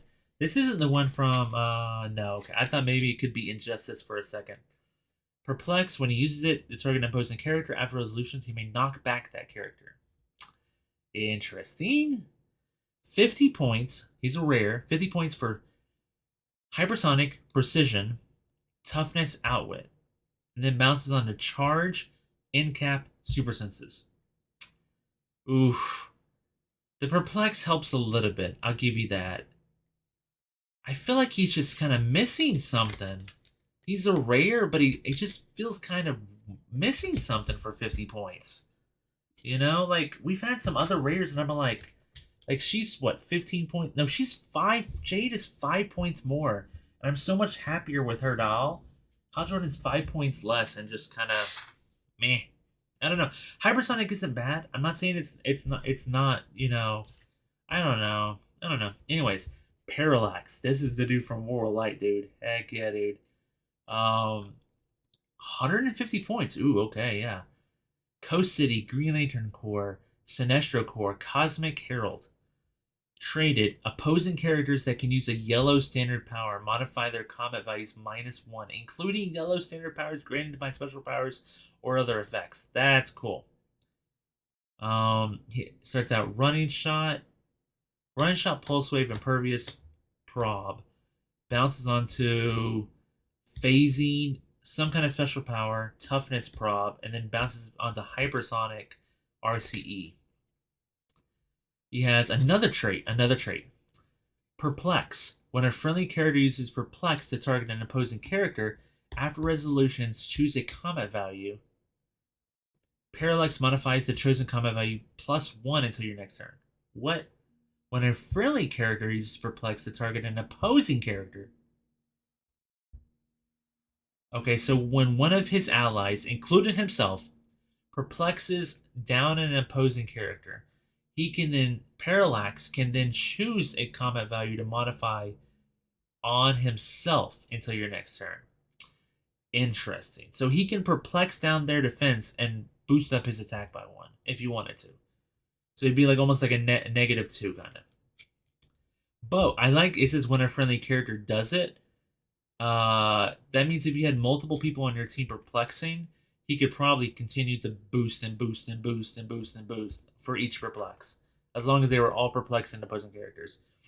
And then on the second half of his dial, he has the power. The end of the core. Pulse wave is free. When Parallax uses it before targeting characters, remove all non-debris terrain markers within range from the game. All non-debris terrain markers. Interesting. But his pulse wave is free. So that's kind of nice. That means he can hypersonic, punch somebody, and then just pulse wave for free. That's kind of cool. I definitely think the legacy cards definitely kind of make the boosters more fun. So that's cool. Okay. I think I've said that like 4 times, but you know, it's kind of cool. Okay, which way are we facing here? Now we gotta face the other direction. I never know which side the cards are stacked in. We got a purple sword thingy. We got a Joe Mullen. Okay, cool. That's a rare. Yep, that's a rare. Ooh, they made a Lyra again, or a Lyra? I think that's Lyra. Yeah, Lyra, right? Lyra maybe. Oh, a Glomulus or an Construct, and a Black Lantern Reanimate. Cool. Okay, this is a cool booster, dude. Nice, dude. I do think we're not gonna get much more in these last 4 boosters. Holy heck, dude! The left side of my brick was all the hits, and the right side of the brick is DOA, if you know what I mean. This is a cool pack though, dude. Black Lantern Reanimate. Heck yeah, dude. Ooh, is that Sue Dibney? That kind of looks like Sue Dibney, dude. Dude, if there's a Black Lantern Ralph Dibney in this set, I'm gonna lose my freaking mind. And we got a legacy card. Ooh, it's for another construct. Okay, cool. Cool. Or another power battery. Let's do this. I wonder if it won't say their name on there, right? It's not Tara, because Tara had blonde hair. It kind of looks like Sue Dibney, which was Plastic Man's wife. Black Lantern Core Herald Monster. Blaze Claw's Fangs Steal Energy. When Black Lantern Reanimate uses Blaze Claw's Fangs and rolls a 1 to 2, after resolutions generate... Okay, so when they use Fangs, Blaze Claw's Fangs, and roll 1 or 2, you're going to generate another one of them? Dang, that's good. And they have it traded, so at 15 points, you get Plasticity. Blades Exploit Toughness, dude. That is one of the best ones, dude. Holy cow.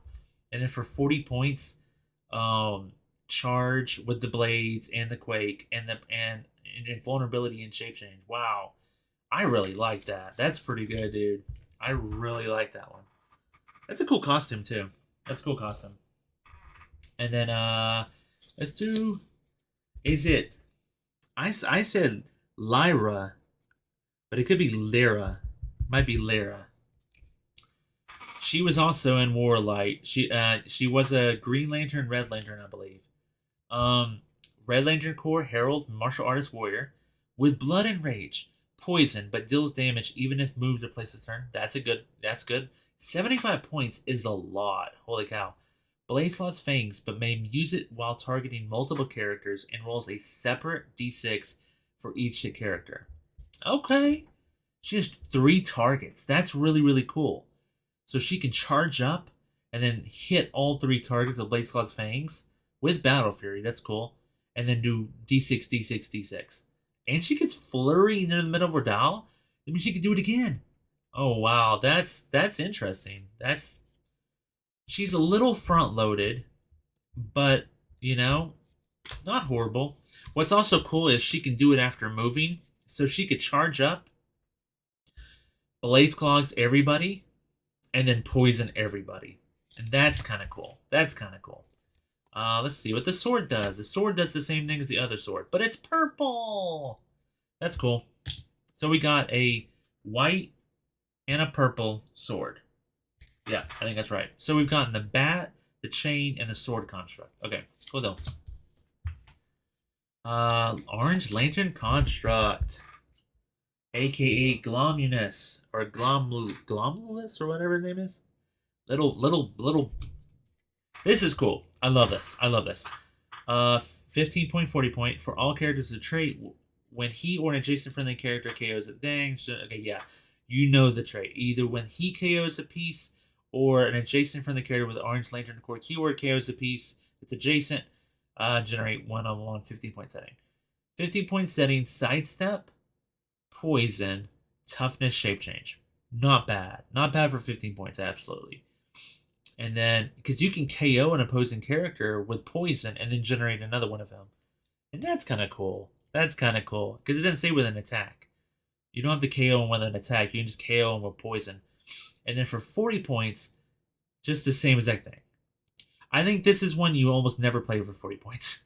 You always play 15 points. Yeah. Honestly, I'm surprised. I'm doing really good on duplicates. Like, almost no duplicates. That's really, really cool. Joe Mullen. Nice, dude. This is a cool sculpt, too. Very, very cool sculpt. Loving this sculpt. Joe Mullen. Green Lantern Corps, Cosmic Herald Police. Willpower. 50 points. Good point total. I like that. Willpower. When Joe Mullen uses it and fails, modify her defense +2 until your next turn. When she uses it and succeeds, she has flight until your next turn. What? I was with you in the first half. How does a Green Lantern not have flight? What? That don't make no sense, my man. And then she's running shot, precision, ESD with free. Choose Outwit or Perplex. She may use the chosen power until your next turn. Okay. That's kind of cool. She's not bad. It's just that second half where like, oh, she can fly if she gets her willpower, she can fly this turn. I'm like, big whoop, my guy. Anyways. We also got a power battery, Orange Lantern Core. And I'm gonna be honest with you.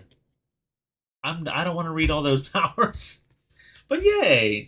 I think I got indigo and orange. That's cool. There's just so many powers on the power battery card. It probably is very similar. If you want to read them, go to AC RAM, go AC units, read them there. I don't want to read I don't want to have to stare at the thing, the glowing thing. Okay, moving on. Next booster. Man, holy cow. How many legacy cards are in this set? I mean, if there's one for each battery, that's 9 right there. Is there like over 20 legacy cards in this set? I'm just now realizing this. Oh, we got plastic. We got plastic, my man. What is this? Oh, it's a bat. It's a ring. Oh, it's the same rings. Okay. So you know why? Okay, here's this. It's the same rings as Batman Team Up, same rings as Warlight. But you know, this is why I'm so freaking happy I got this guy. Because this is the only set you can get the ultraviolet ring in. The only way to get it is through this. And if I know that I have to compete with all the different constructs and all the different rings to get this guy, then yeah, I'm freaking thrilled, my guy. I'm over the moon, my guy. That's awesome. Okay, what else we get? We got another Atom. Oh, okay, yeah. Ooh, that's why they gave us the Iron Ring. There we go, baby. There we go. Blue Lantern Howl and another reanimate. What's a rare? Oh, the Lex Luthor. The Lex Luthors are rare. That's good. I love that because it has been forever. It's been forever since we got the Orange Lantern Lex Luthor. So for to make him a rare is fantastic. Because it means he's gonna have a pretty fleshed out doll. He's not just gonna be like a silly whatever doll. Ooh, nice. Okay. It might be worth checking the card though. Let's look at this first. Heroes of the Past. 5 points. When an opposing effect would reroll a friendly character's attack roll, you may choose to only reroll a single die. It's okay. Atom, we already know what it does. Black Lantern Reanimate, we already know what it does. Orange Lantern Ring. I did kind of want to read this because it may be different than the old one. I may be wrong. Plasticity. If the character can already use plasticity when it hits with a close attack, after resolutions, you may unequip a hit character and equip it. I think that's the same effect. Still though, I mean honestly, it's not, if the choices were we don't reprint the rings, but we're making new constructs that require the rings. Yeah, I would rather err on the side of having duplicate rings than not having access. New people not having access to the rings. So yeah, there you go. Let's look at Hal Jordan. I think so. This is interesting because the White Lantern is an uncommon. Didn't we get a rare? Yeah. This one's a rare. You wouldn't think they would use Sculpt Reeves for a rare, but they did. Anyways. Blue Lantern Corps Justice League Herald Pilot. Empower adjacent friendly characters modify defense +1. Okay. Sidestep TK Leadership. Ooh. 19 defend combined with adjacent friendly characters modify defense +1. Replace and modify means that he is now giving everybody a 20. That's nice. For 50 points and he can carry somebody and he can empower them. That's nice. That's a really good combination of things right there. Now you hit him, he falls off of that, he bounces on his support and Psychic Blast. He's not bad. Okay, this is actually a cooler sculpt than it looked like when we saw the digital sculpts. I'll be honest. This is actually a cooler sculpt than it looks like. This looks cooler in real life. It really does, actually. I'm happy this is a rare. This honestly deserved to be a rare. Lex Luthor, Legion of Doom, Metropolis, Orange Lantern Corps, Armor, Celebrity, Herald, Scientist. Plasticity.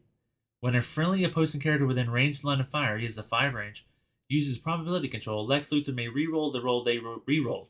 Well, he may reroll the roll they reroll. He may reroll the roll they rerolled.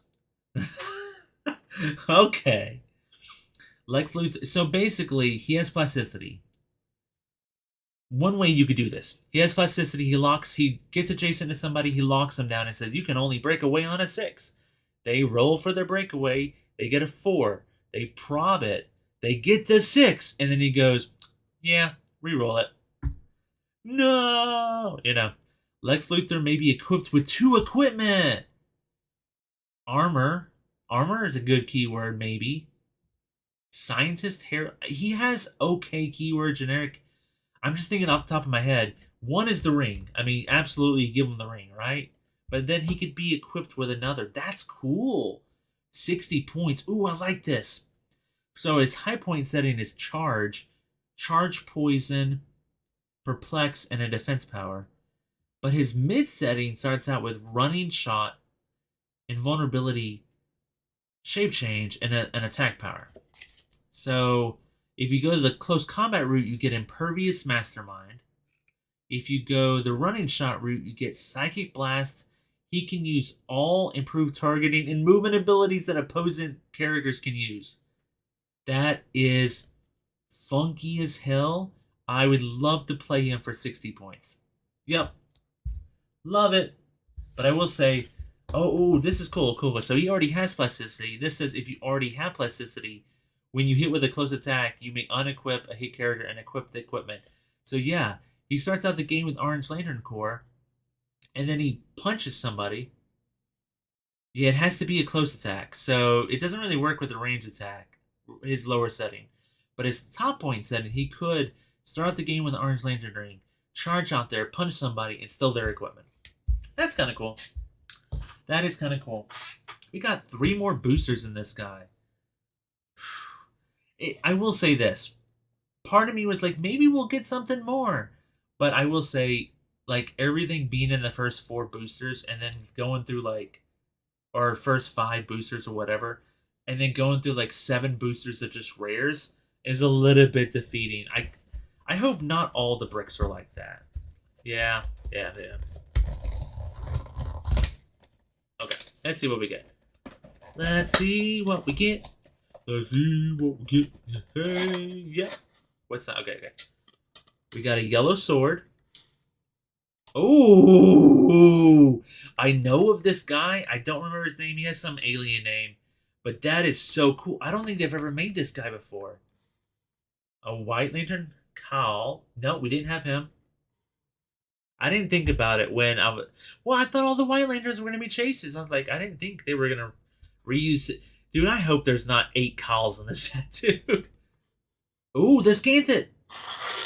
And a Glominus again. Okay. Interesting. Who's our rare? Ooh, yes. This dude that's never been made before. He's the rare. That's amazing. Love it. Nice, dude. Is there only 3 different constructs? That's okay if there is. That's fine. Honestly, 3's fine. Because they gotta make it, what, like 10 or 11 times now? Yeah. Okay, so we already know what the construct does. Yeah. We already know what the construct does. Already know what the... What's cool is, I don't think I've got a duplicate of anything that isn't a recruit. That's cool as hell. That's actually really cool as hell. Oh, this is Saeed. You know what that means, dude. This is Saeed. That means there's a Ganthet. There has to be a Ganthet. Calling it now. Has to be a Ganthet, dude. Ooh, boy. We got something kind of cool, dude. I may have to do this first. You remember this guy? No, wrong guy. Remember this guy? Remember this guy? Well, I just got something cool for him. I got a team-up card for him. Oh, man, dude, this is cool. The Regiment. If Hal Jordan is part of a Justice League theme team, when a friendly character attacks and damages one or more characters, friendly characters, friendly characters modify attack +1 this turn. Okay. And then, is this different? Oh, I think this is different. Fear of losing Carol. Ooh. Perplex. When Hal Jordan uses it to target an opposing character, until your next turn, that character has... When this character damages one or more friendly characters... No. When this character damages one or more characters, after resolution, deal them 1 penetrating damage. So he can perplex the opposing team, and then if the opposing team hurts your team on the next turn, they hurt themselves. That is cool. That is cool. I can't wait to see more team ups. There we go. Let's do Saeed. I think it's Saeed. Sade? Might be Sade. Might be Sade. Blue Lantern Corps, Green Lantern Corps. Heck yeah. Nice, dude. Double Guardian. Cosmic Herald. When establishing theme teams, you may choose a friendly character with a Green Lantern Corps keyword. The character gains a Blue Lantern Corps keyword. Oh boy. That's gonna be fun. Keyword cheating. That's cool. 50 points. I wish she was cheaper. I wish she was 35. Because I mainly would play her for the keyword cheating. You know? Phasing TK 19 Invincible with Empower Enhancement. 200% charged. Whoa. When Saeed uses either, other friendly characters with a Blue Lantern Corps keyword within range are considered adjacent to her. Ooh. So she can empower and enhance from 6 squares out, dude. That is cool. She may be worth playing. I'm thinking, yeah, a little over expensive for what I'd want for her, but she may be worth playing. But yeah, we gotta look at the White Lantern Kyle Rayner. Okay. You know what? I was worried about there being a billion Kyle Rayners, but you know what the thing is? They're doing it. They're actually doing a really good job. Look at this. They're actually doing a really good job with this. Where's the other one? He is 002A. Here's 002E. And this one is 17B. What the hell? Why is he not 002? I don't know, dude. I was going to commend you, WizKids. And I was like, you're not taking up 1,000 slots in the set with Kyle Rayners. But, what? This was 28. What the hell? WizKids? You had the perfect opportunity just to be like, you know what, guys? We have perfected sculpt reuse. We're only using the same slot, and it's just 001A, 001B, 001C, 001. We got 002, 028, 002, and 017. You're taking up 3 slots with Kyle Rayners. What the heck, WizKids? And this is 39 and 27. And then also, I thought I have a green one. Oh, 27, 16B. Oh, WizKids. It's like, you know what you're doing, but then also like, you're still gonna mess. You're still gonna do other things. I don't get that. I don't get that. Okay. You had the perfect curveball, and you decided to throw a strike. Okay. Now, that doesn't make any sense. I don't play baseball. You had the perfect curveball. Instead, you decided to throw a... I don't know what the other baseball terms are. You had the perfect strike, but you decided to throw a curveball. There we go. There we go. Okay. Kyle Rayner, Teen Titans, White Lantern Corps, Cosmic Herald. The first time Kyle Rayner would be KO'd, instead turn him to click number 6, then roll a d6 and heal him equal to half the result. So the most you could come back would be 3. So you would bounce back onto ESD basically. So it's a running shot, Psychic Blast, Outwit. Not bad. Not bad. Regen. Okay. Sounds okay. He's okay for 60 points. The thing that, you got to factor in that he gets to come back to life and all that kind of stuff. So yeah. This is the dude. Dude, I've seen him made in so many other licenses. So many other licenses have made him. This dude's cool as hell. I don't know if he's a frog or what, but Rotlopfan. Lantern of Sector 911. Lines of Fire, Rotlopfan draws to... his name almost reminds me of Rob Van Dam. Rob Van Dam. Okay, people may not know if you're not a wrestling fan. Anyways, Lines of Fire Lines of Fire he draws to opposing characters that moved or attacked since your last turn. cannot be blocked. So if someone like is stealthy and they they run into stealth, he goes, you move last turn, I can still see you, my friend. My ears catch evil's slightest sound. Willpower. When Rot Lafan uses it, he increases his roll by +1 for each opposing character within range.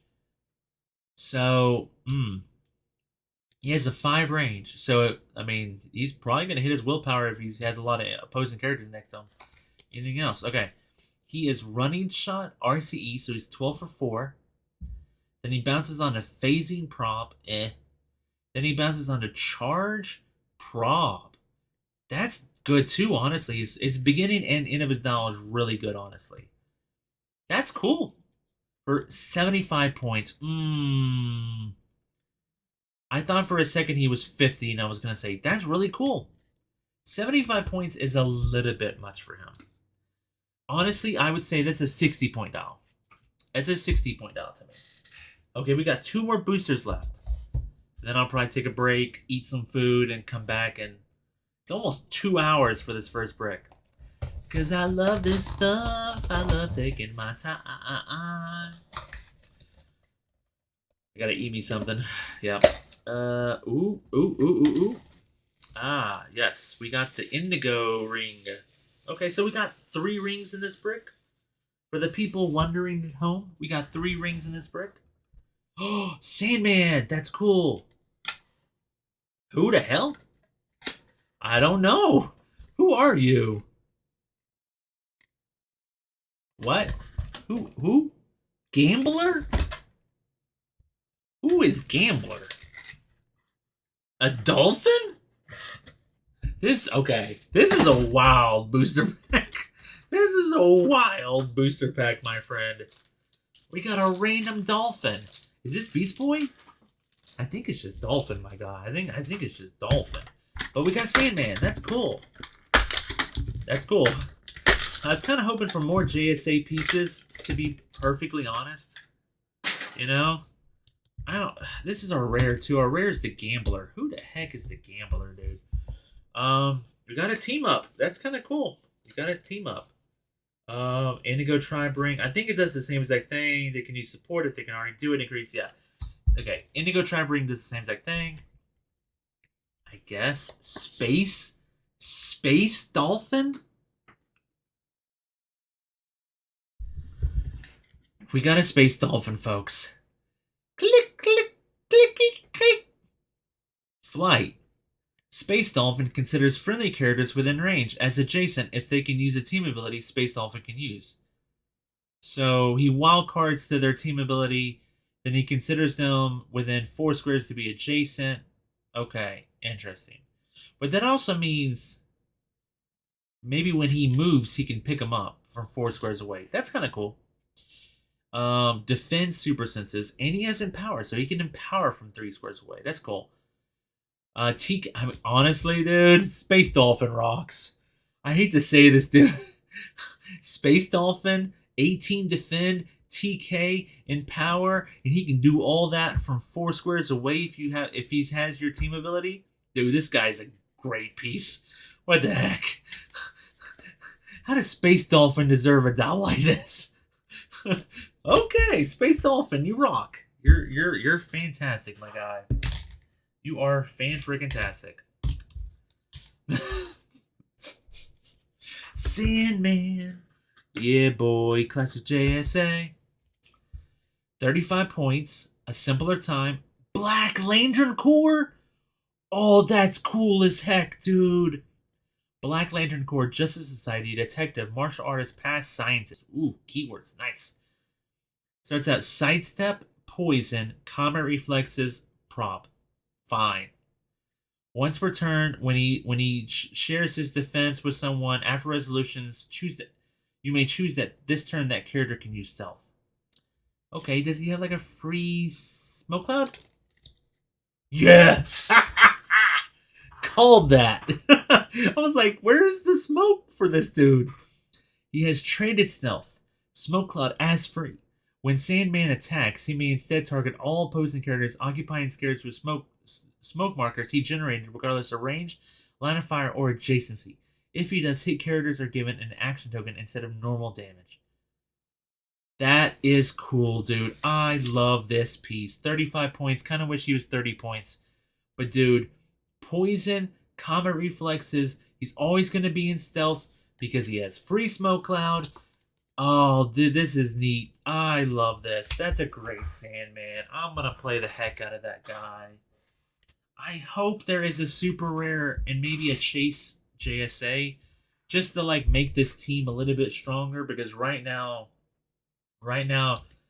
they're kind of on the weaker end of things, you know? But still, love it. Love it, love it, love it, love it. Let's look at, I mean, since we got Lara, let's bring her back. Let's bring her back for the team up card. Team up Infectious Rage. If Lyra is on a red Lantern Corps theme team, all characters, friendly and opposing, can use battle. You can give your entire opponent's team Battle Fury? Oh my god. Okay, yeah, that's good. That's really good. Dude, you know how much range rules this game? And you just sit down and be like, yeah, all your guys can't make range attacks the whole game. Like, holy crap! Characters with the Red Lantern Corps keyword can be carried regardless. Oh my gosh. That is so good. Because the other downside to giving them all Battle Fury is they can't be you can't carry a piece that has Battle Fury. But your dudes can be carried. Oh man, this is the one to have. This is the team up to have, my guy. Poison, but deals damage even if move replace this turn. And another one, Blades Love Things, but may use it while targeting multiple characters. She keeps the really, really good special. Yes, this is the one you play. Don't play her other version. This is the Red Lantern card to play. Oh, that's good. Man, I'm so happy I pulled that team up card. That is such a good team up card. Then we got another Hal Jordan, 001C. That's how they should be. Orange Lantern Hal Jordan. Plasticity. When an opposing character attacks, Hal Jordan can use the displayed defense power of the attacker. Ooh! Replace the opposing character's name in the power with Hal Jordan if needed. That's cool. When an opposing character attacks, Hal Jordan can use the displayed defense power of the attacker. Huh. I don't know. Because it also feels like something that he could be doing even if they're not attacking him. Because it does say when an opposing character attacks Hal Jordan. It just says when an opposing character attacks. But I'm trying to think, like, I think you only get to use the displayed, Hal Jordan can use the displayed defense power of the attacker for that duration of the attack. But I don't think there's a whole lot he could really do if they're not attacking him. Still, plasticity. So he sidestep Pulse Wave Prob for 50 points, then bounces on the Phasing, Still Energy, Barrier, Shape Change. Okay, he's okay. I like that he can copy their defense power though. Then who we got Injustice League? Oh man, what is this? I mean, I guess if you have Justice Society in the set, then I guess you go in Justice League. I guess so, dude. I guess so, dude. I guess so, my guy. Gambler. 40 points. He's unique. That's a good call. In Justice League, Secret Society of Supervillains Past. Care for a wager? At the beginning of your turn, you may choose an opposing character within range and flip a coin. It's full range. Heads, deal that character 2 penetrating damage. Tails, kill that character 1 click. That is really fun, actually. It's 2 penetrating, so it's gonna go through a lot. I actually like that, actually. And then sidestep, super senses prob into stealth, blades, comet reflexes, outwit. Ooh man, he is potent on some of those clicks. In cap. Once per turn, when a friendly character flips a coin, you may reflip that coin. What? So, I mean, you're not going to have many pieces on your team that flips a coin. But he could do it.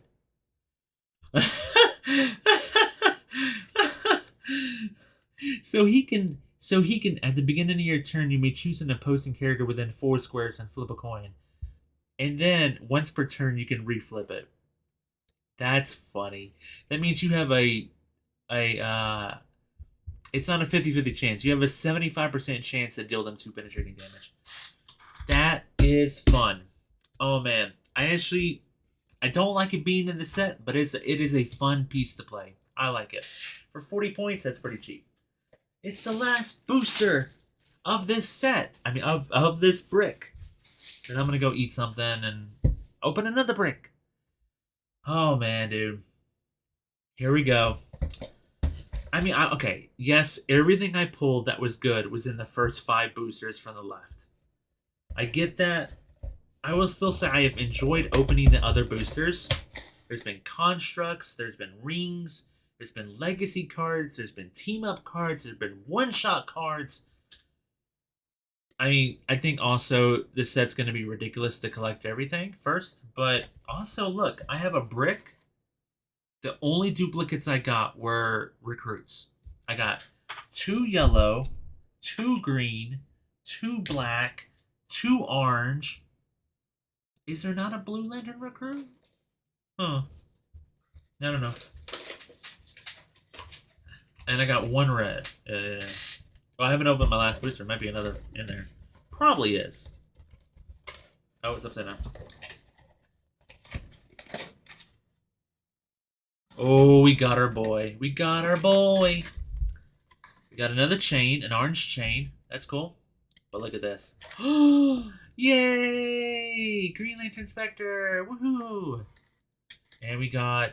No, this is different. This is Surak Natu. Nice, dude. Yep. We got... Oh, interesting. And another Atom. Okay. So I will say the only really glaring duplicate we've gotten now is we got 3 Atoms. That's about the only like glaring duplicate. Everything else is cool. Like, you know? Oh yeah. Oh, this is Kyle. This is Kyle Rayner? Oh. Interesting. He has like a gladiatorial helmet on. That's why I was like thinking he was somebody else. Another chain. So we've gotten multiple swords, multiple bats, multiple chains. Nice. We don't need to look at the dial on that one. Spectre, baby. And we did get another legacy card. We got a legacy card for the blue battery. But I'm not going to go through and read all the powers. I don't want to do that all again. The rare is the Kyle Rayner. So let's start with my boy. I really wished... What? The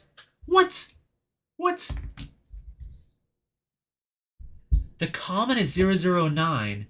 The uncommon is 024B.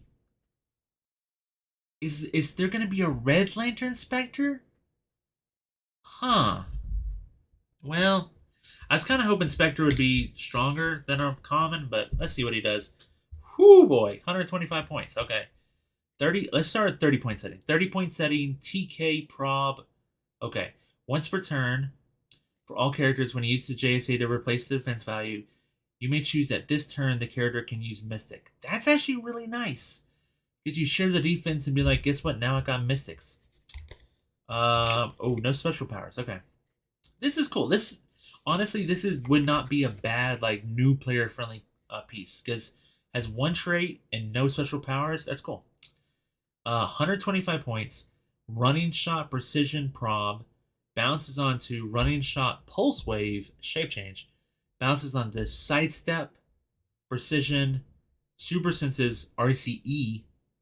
I mean, honestly, he keeps up the damage value, or he can pulse wave. I mean, he's not horrible. He's really not horrible. Yeah, he might be the beat stick of the team. You know, yeah. We'll look at This is Sinestro's daughter. Soranik Natsu.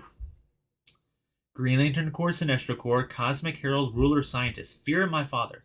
Perplex. When Soranik Natsu uses it to... Oh, dude. Is her name really not Sinestro? No, okay. I thought for a second her name was like an anagram for not Sinestro. It's not though, but it's interesting. When she uses Perplex, the target opposing character until your next turn, that character can't use leadership or willpower. That's good. That's good. 70 points is a lot, dude. Look at her attack values. 10, 10, 10, 9, 10. With no RCE, no close combat expert. This is not a good piece. This is not a good piece. I'm sorry. All she has starting out is charge leadership. Yeah, I don't even want to read the rest of her card.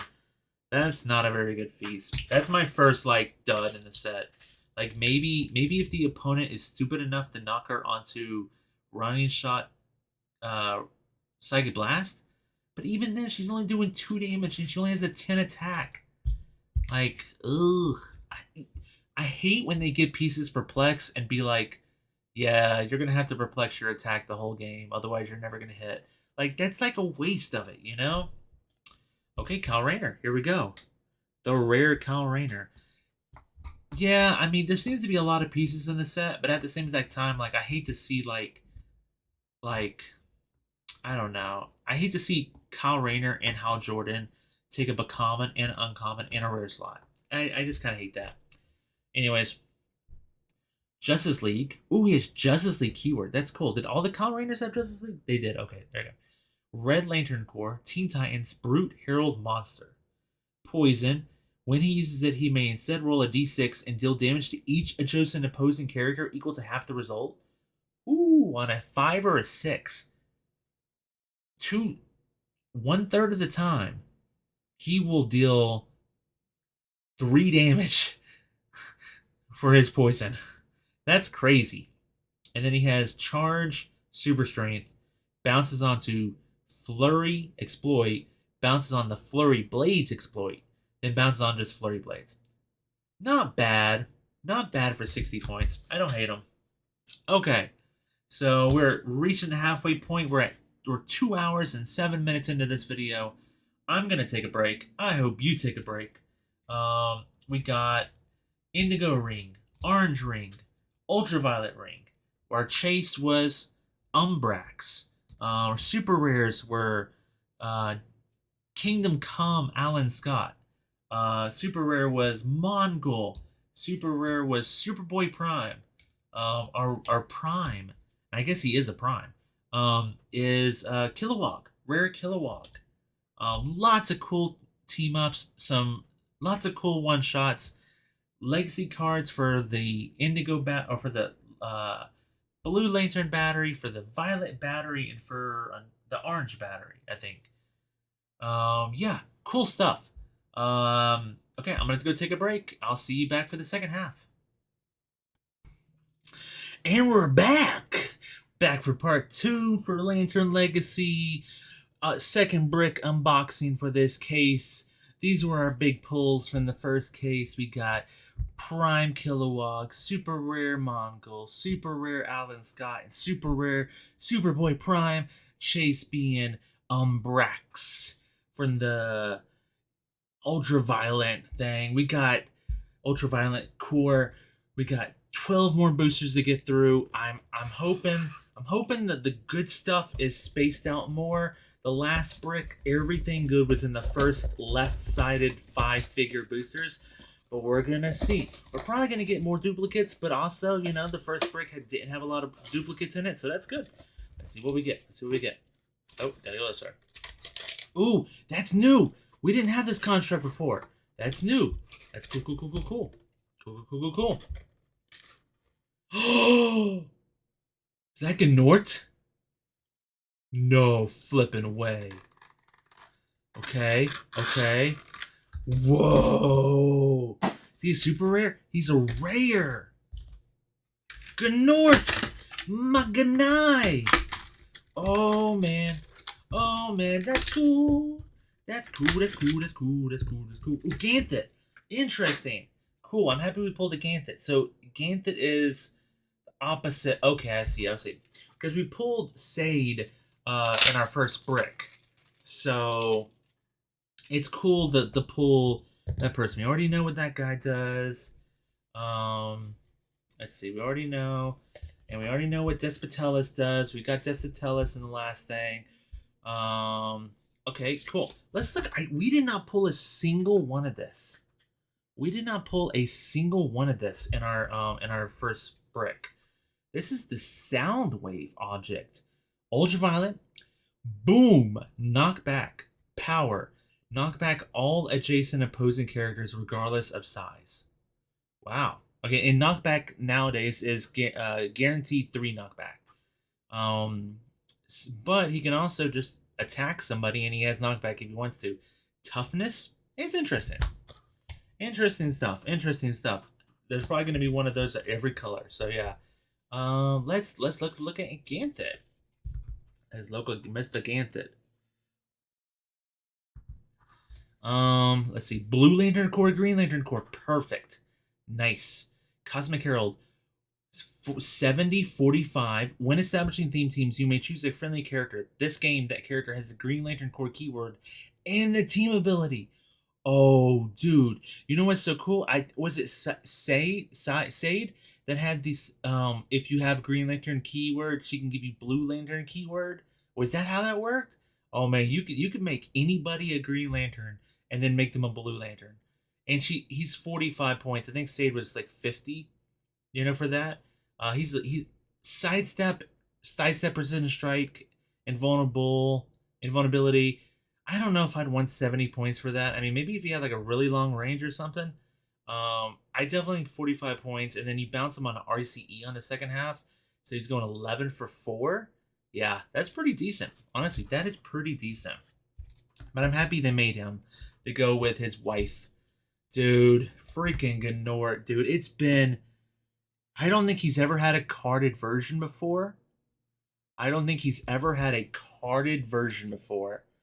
Dude, this is crazy. This is crazy. Green Lantern Corps, Justice League, Animal Herald. Love it. I love they gave him Justice League. Because I think I read when he was he in Justice League International? Or there was another one. I grew up reading Justice League International. Or Justice League Europe. Okay, I always wanted to be somebody's sidekick. I'm just assuming he's British. Anyways, willpower. When establishing theme teams, choose a keyword a character on your starting force has. Gnort gains that keyword. That's cool. Dude, I love that. That means I can play him on any theme team. That's cool as hell.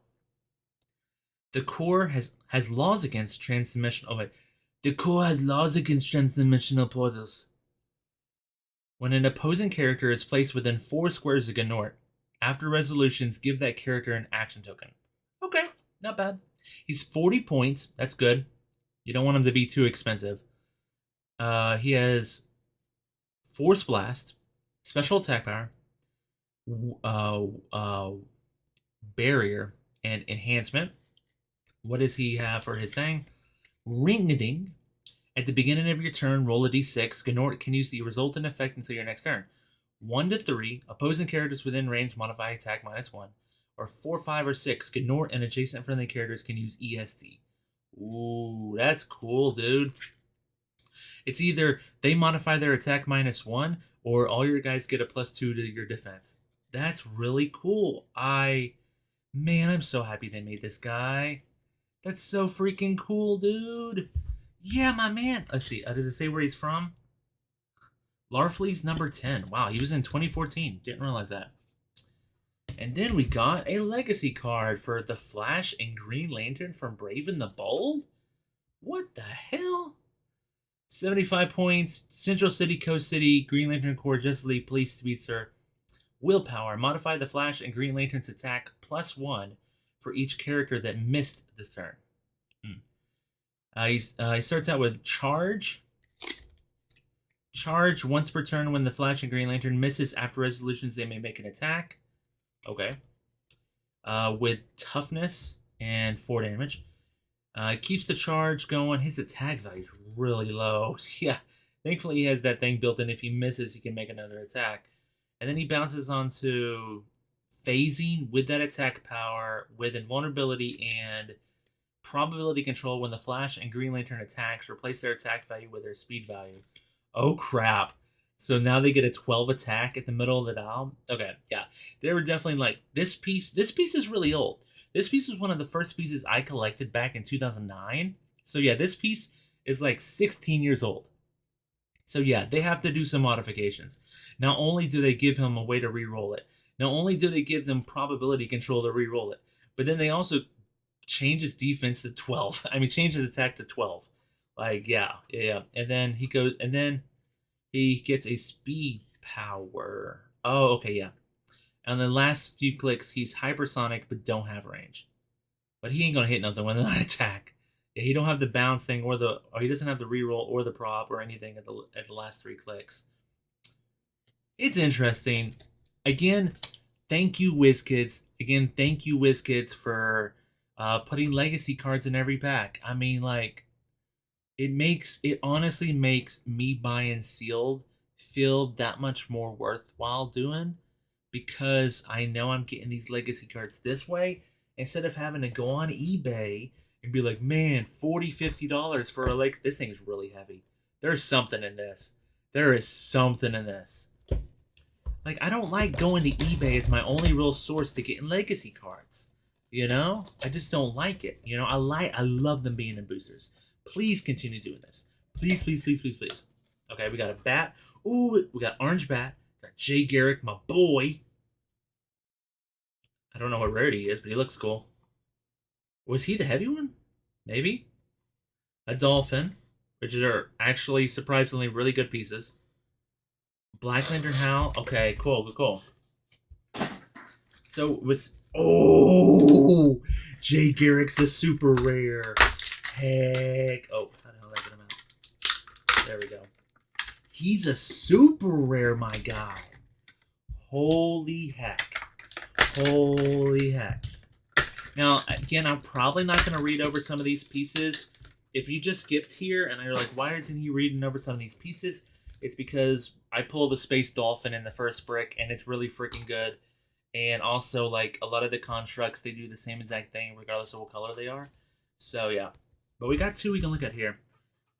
Boy, super rare Jay Garrick, or the Flash. You know, I was saying in my first video, I said, I hope they made some of the JSA super rares. And I think another part of me was like, oh. Also, another part of me was like, I'm trying to pull the other ones apart. I hope I pull that super rare, you know, because, I mean, I love the JSA. Let's look at this Jessica Cruz. I haven't even pulled this piece yet. She looks like she's an uncommon. But Jessica Cruz, Green Lantern Corps, Justice League, Herald, Marksman, ooh, Trick Arrow, Mystical, Team Up, Reluctant Partners. If a friendly character is named Simon Baz, Jessica Cruz, and friendly characters named Simon Baz modify their combat values +1. Okay. That means he's probably in the set as well. Willpower. When Jessica Cruz uses it and fails, this turn modifier attack, speed, and range +1. Ooh, interesting. And then, does she have his ring? I didn't realize that. 4 years trapped. Barrier combat reflexes. So she has running shot, barrier combat reflexes, ESD, or enhancement. Then bounces on the sidestep, precision with RCE. I mean, that's not bad, honestly. She has 11 attack all the way down the dial. Bounces 11 for 4 in the second half of her dial. Loses mobility, but still. And then if you have the Simon Baz, dude, she could be doing 12 for 5. Yeah, dude, that's not horribly bad, actually. That's cool. Let's look at this Hal Jordan. Black Lantern Hal Jordan, my man. Thankfully, the camera's working a lot better. I think the camera wasn't very focused in the first half, unfortunately. But it looks like it's picking up the figures better now. So, Hal Jordan. Black Lantern Corps Herald Monster. By my black hand. Still energy, but with closer range attacks. When Hal Jordan generates a grave hindering terrain marker after resolutions, you may place him in that square. Okay, but how does he do it? It must be his defense power. Barrier, combat reflexes. Once per turn, when Hal Jordan generates 1 or more terrain markers, after resolutions, he may generate a hindering terrain marker adjacent to another marker he generated. So he can throw down barrier and then generate a hindering terrain marker and then zip over to that marker. That's kind of cool. He's 50 points, which is a little bit expensive for just basically a leadership barrier piece. I guess he can also put down Smoke Cloud and then make a grave hindering terrain marker. It's okay. He bounces onto Flurry Exploit at the end of a dial, But if your opponent's smart, they're just not going to give you a chance to do that. The Comet Reflexes help. He's interesting. I think if he was like 40 points, I would honestly probably play that dude. But 50, he's a little bit expensive for just like a basic barrier piece. Dude, we got the Jay Garrick, and look at this sculpt. Let's see, how do I want to pose this for people? There we go. That is a cool sculpt, my guy. 70-30, Flash, Central City Justice Society, Future Past, Politician, Scientist, Speedster. Hell yeah. 70-30. Once returned, when you use JSA to replace its defense value with flashes, you may choose that this turn the character can use super senses. Dang, that's good. That means you replace the defense, and then even if you get hit, you could roll for super senses. That's nice. When establishing theme teams, friendly characters with the Justice League key. Oh my god. Friendly characters with the Justice League keyword gain the Justice Society keyword. That is it, my guys. This is the piece you need for theme teams. This is the piece you need. Because for 30 points, you can make any Justice League piece a Justice Society piece. That is... I'm so happy I pulled this guy. Man, dude. For 30 points, he has Hypersonic, Precision, Super Senses, Shape Change. Man, that's... He can run in, poke ya, and it's going to be hard to finish him up. Like, that's cool. That's really cool. And then, at his 70-point setting, he has Charge, Hypersonic Speed, but only if no other characters have moved this turn. Interesting. It's almost a weaker power than this other. It's weird, but okay.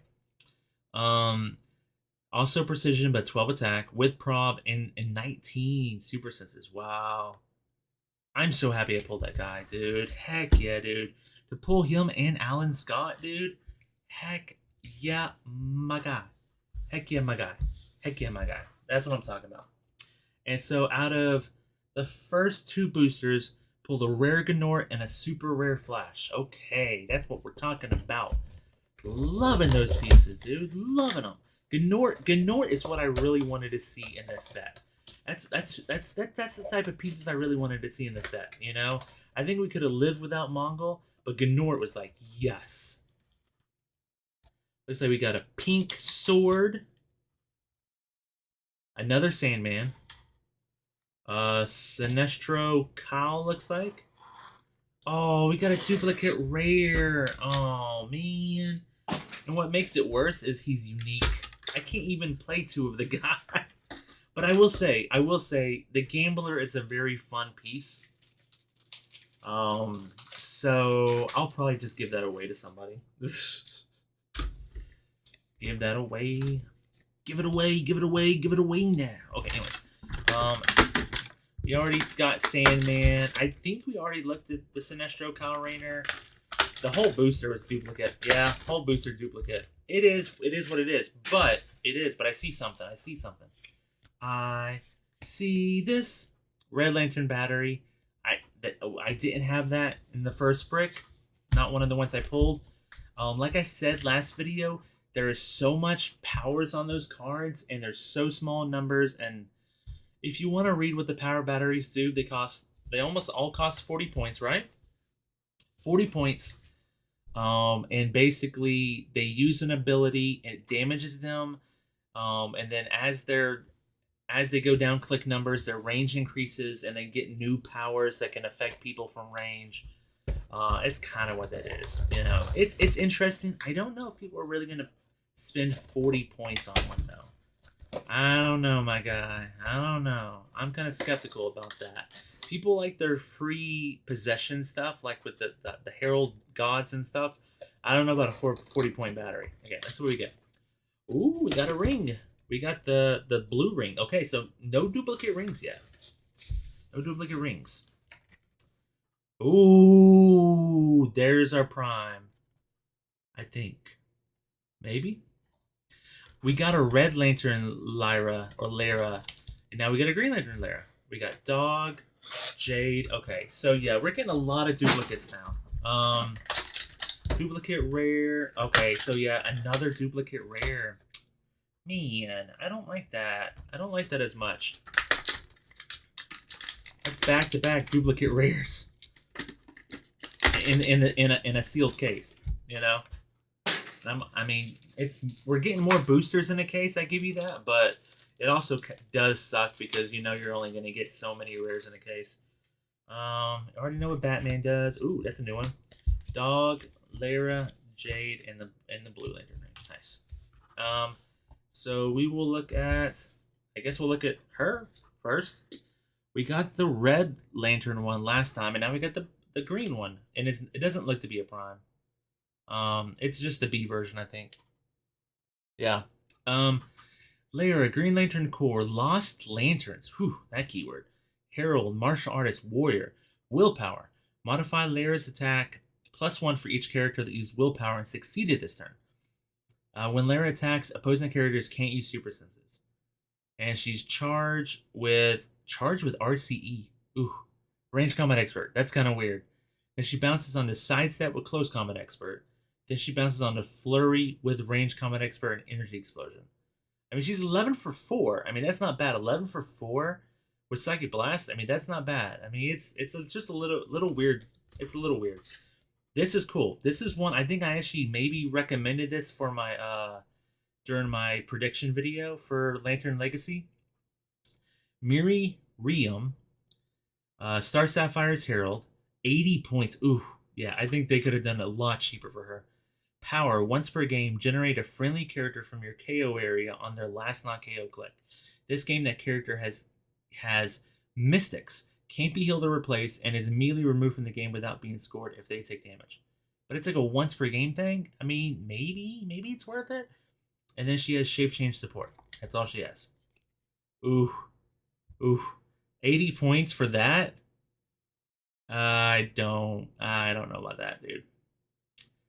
I don't know, because she has nothing to modify any of her combat values, so she's still a 10 for 3 for 80 points. Eesh. Well, not all legacy cards are good.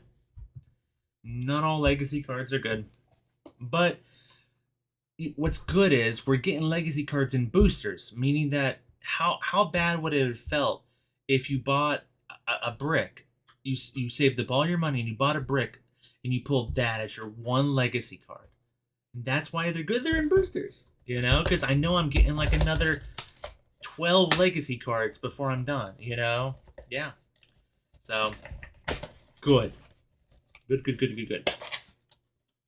We got a yellow ring. Ooh, we get a lot of rings this time. I wonder if they made it in a way that you'll get all the rings by the end of a case. That would be kind of wild, because we've already gotten... Was there another one? No. I mean, I'm wearing this one. We've gotten 5 rings so far. That's cool. That's kind of cool. Is that a black? There's gonna be like 20 cows, dude.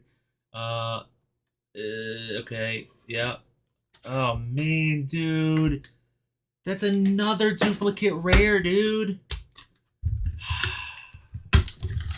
My lord. My lord. We've gotten 3 duplicate rares in the same sealed brick. That is lame.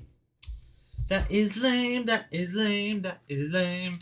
That is lame. Thankfully, no duplicate super rares. That would be really lame. Oh, let's move Lyra away.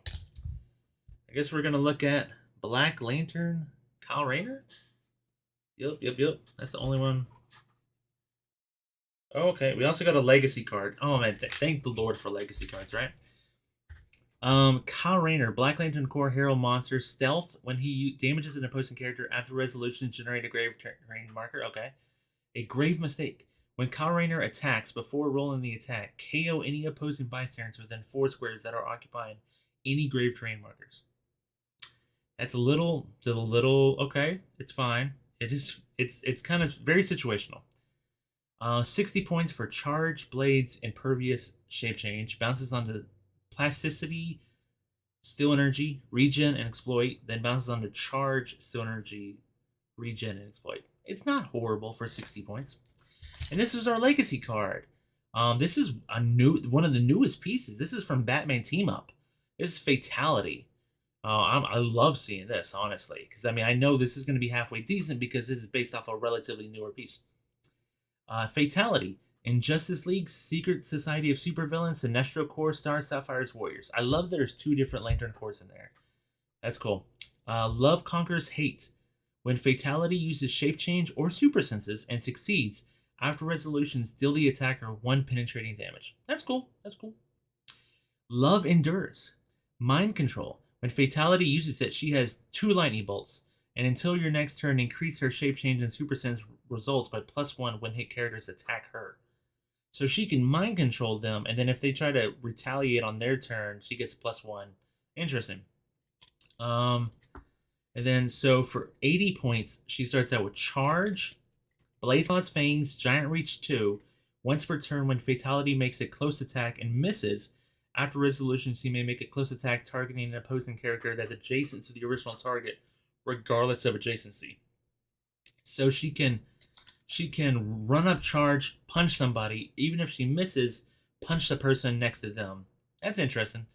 So charge, blades, giant reach, combat reflexes, shape change, and then bounces onto at her 50-point setting. I almost would rather play her 50-point setting. 50-point setting, charge. It's the same exact thing, but instead of combat reflexes, she has super senses. So yeah, which actually works with her trait. Cool. I mean, 50-point, not bad, not bad. Put a ring on her, she might do something. So 3 duplicate rares. Oh, here's a super rare. Okay, cool. Here's our first super rare, and that's out of, wow, we've already gone through 6 boosters. Well, no. This is number 6, and only 1 super rare. So it definitely was not like loaded like the first brick. The first brick, everything was in the first 5 boosters. So, I mean, honestly, well, no, because we've already gotten 1 super rare. I don't know. I'd really like to get another chase. That would be like, that would really make me happy. Okay, let's see what we get. Okay, I mean, yeah, I think they're going to make sure you get all the rings, my guy. Because we've gotten 6 out of 10 now. 6 out of 10. Oh, we got to go to the other side. Okay, here we go. Okay, Kyle Rayner. Ooh, John Stewart. Ooh, we got a Green Lantern booster. That is cool, dudes. Look at that booster. Oop.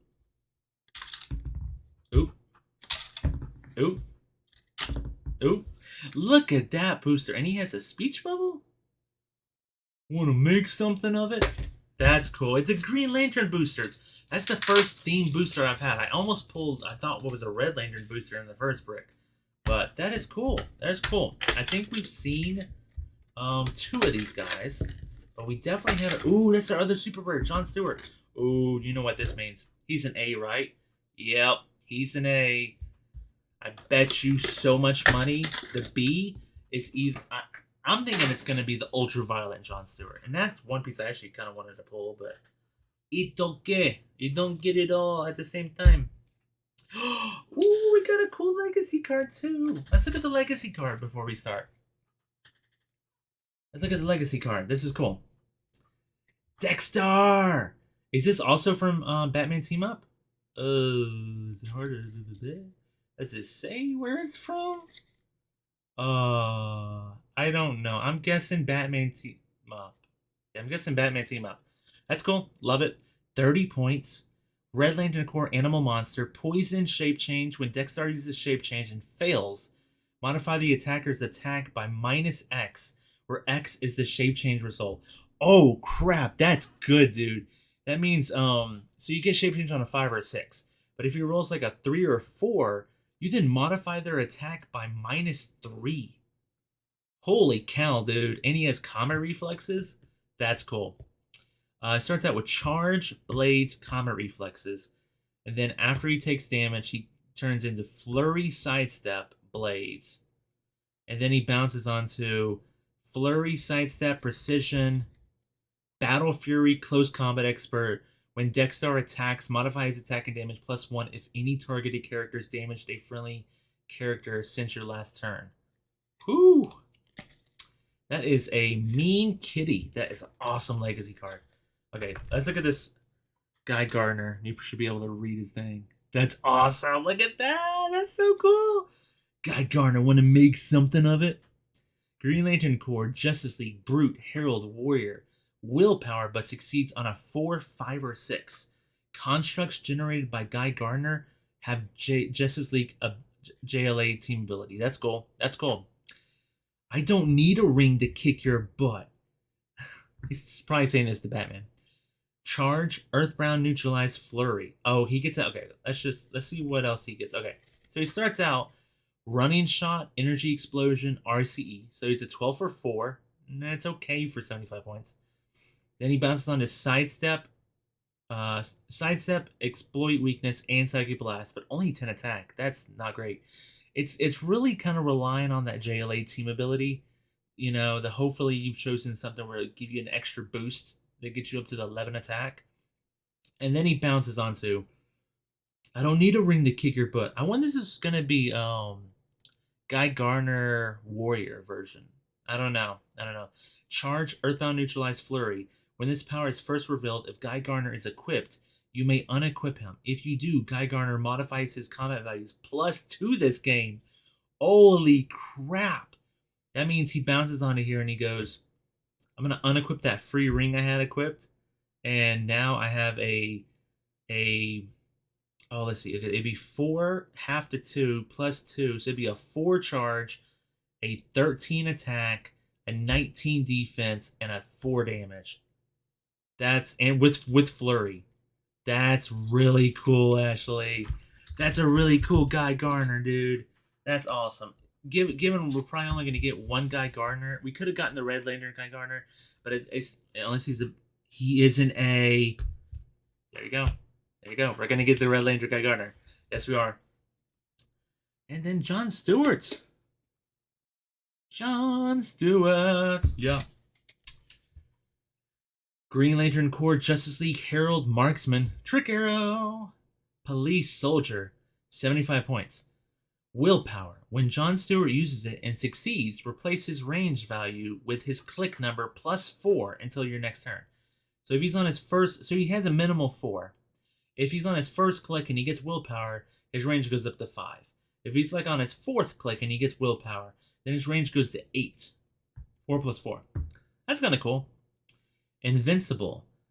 Oh, he doesn't have that yet. Okay. He starts out Running Shot, Pulse Wave, Close Combat Expert. Ooh, that's weird. That's weird. And then as he takes damage, he hits this thing. Invincible. Barrier is free, but only to generate 2 markers. Okay, sure. And then he bounces onto Sidestep, Psychic Blast, the Invincible Barrier, and then Leadership Perplex. It's okay. I mean, the JLA team ability hopefully can put in some work to get you up to like a 12 attack on some of this, and if you're punching somebody, maybe a 13 attack. It's okay. Honestly, it would have been really cool to get the Prime. I'm really hoping to get a super rare Prime. I am. But it's okay. We'll see what we get. Okay. Now we're cracking into the second half of the brick. And we're doing it in double the time. That's the first video. I guess, let's see. What's that? Okay. Orange Sword. That looks like the Recruit. Blue Lantern Hal Jordan. Yellow Lantern Hal Jordan. And, who's our rare? Oh, dude, we have 4 duplicate rares, dude. 4 duplicate rares. My guy. With all the A's and B's going on,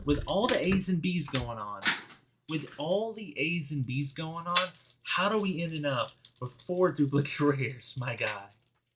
Lordy, I'm going to be doing some trading, and we didn't get a legacy card, and that whole booster is stuff we already know. Okay. World record time enough. Opening a booster and going through it. Please, no more duplicate rares. Please. What is this? Oh, wait, what is this? Oh. Okay, we got another sound wave. But what is this? I know what this is. Okay. There's the Beast Boy. Yeah, there's the Beast Boy Dolphin. There's our last super rare. I think that's our last super rare. Oh no, we haven't pulled this guy. What? We pulled him as a red lantern, Des Revis. But look who this is. Look who this is. Yep. Super rare Larfleeze. Oh no, this is Chase Larfleeze. Oh god. That's a Chase, my guy. Yay! Two Chase case. Two Chase case. Two Chase case. Two Chase case. Oh, nice, dude. Nice, my guy. Nice. Nice, my guy. Nice. Nice, dude. And we got another sound wave. These are going to be tricky. These are going to be tricky getting them all in the different colors, Lord. Okay. Let's do Beast Boy. Let's do Beast Boy. I can't do a dolphin sound. So he has the same Beast Boy trait where if he hits somebody, you give him a transform token and then you roll a d6, adding the number to his result. So like if you roll a 6, he can transform into another Beast Boy right away. But usually it's going to take like 2 attacks. This one has sidestep with perplex. Other friendly characters within 4 squares can use shape change. Ew, 10 attack? Okay, I mean he can perplex up his attack, I guess. It's okay. Yeah, honestly, I have not been impressed with the Beast Boys. Not really, not really. The dog Beast Boy was kind of mid. Okay. There's this guy. He looks like he should have been part of the X-Man. Des Trevius. I think I had pulled the Red Lantern version of him. Sinestro Corps Assassin Herald Warrior. What is he from? He's from Sinestro. Okay. What is this? When establishing theme teams, friendly characters with a Sinestro Corps keyword gain the Assassin keyword. Oh. That's interesting. 30 points, dude. That's cool. You can play him for 30 points. At the beginning of the game, he has the target trait. Oh, man, that's cool. At the beginning of the game, for all friendly characters with this trait, give a target token to an opposing character. For all characters with this trait, when a friendly character with the Assassin keyword KOs an opposing character with a target token, score 20. So basically, he can put the token on somebody, and then when you're on a Sinestro Corps theme team, all of them gets Assassin. So if anybody KOs the piece, you get another 25 points. 50 points starts out with Stealth, Blades, Invulnerability, Perplex. It's okay. 30 points. I like this 30-point setting. Charge, Blades, Close Combat Expert. 12 for 3 with Blades? Yeah, and you get the keyword thing. That's cool, actually. That's a cool uncommon. I like that. I like that. Here's the boy. Here's the boy.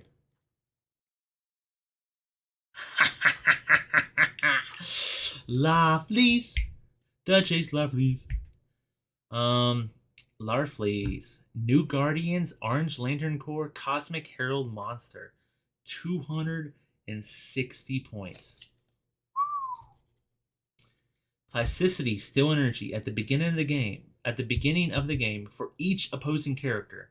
Generate an Orange Lantern construct on its red starting line in your starting area? Oh my lord. That means if your opponent has like 5 pieces, you get to generate 5 Orange Lantern constructs? That is so fun.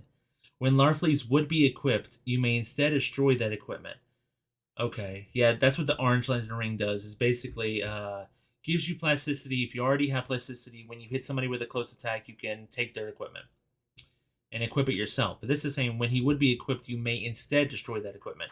So basically, you could keep stealing people's equipment and just destroying it if you wanted. For each equipment in your opponent's KO area, modify Larfleeze's attack and defense +1. Oh, dang, that's cool. Then he gets, I demand a great many things.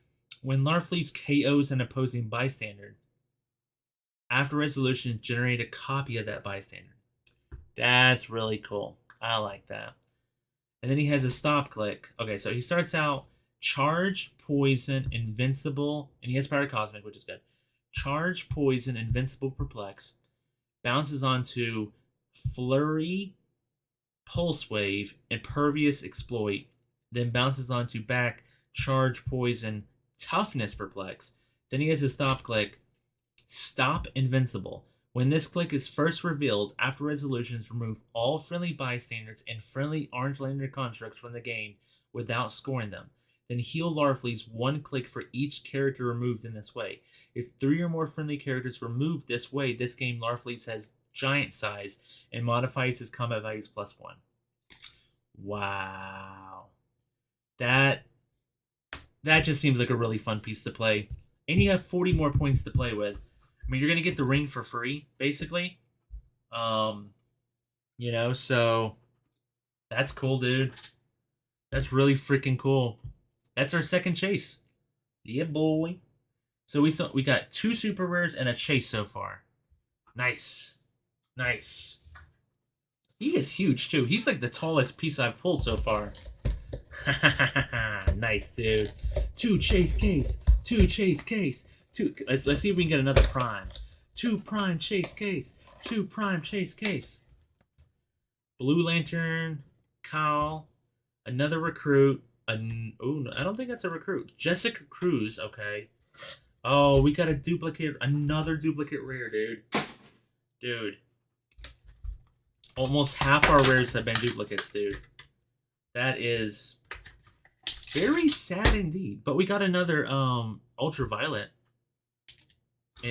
These are cool, dude. Like, look. See, so the pink ones are just pink. But the ultraviolet constructs are like this glittery purple. It's kind of hard to see, but... See, it has like a glittery purple compared to just like pink. I think that's really cool. They like did a really cool effect on the glitter. You can actually feel it on it too.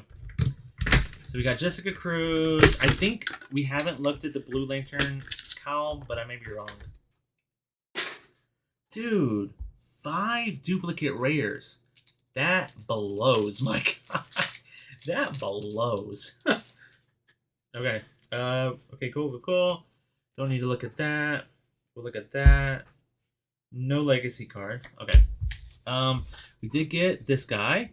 Resolve of the Green, 5 points. When a friendly character that can use willpower is attacked, you may choose that they can reduce penetrating damage this turn and reduce damage taken by 1 in addition to the other effects.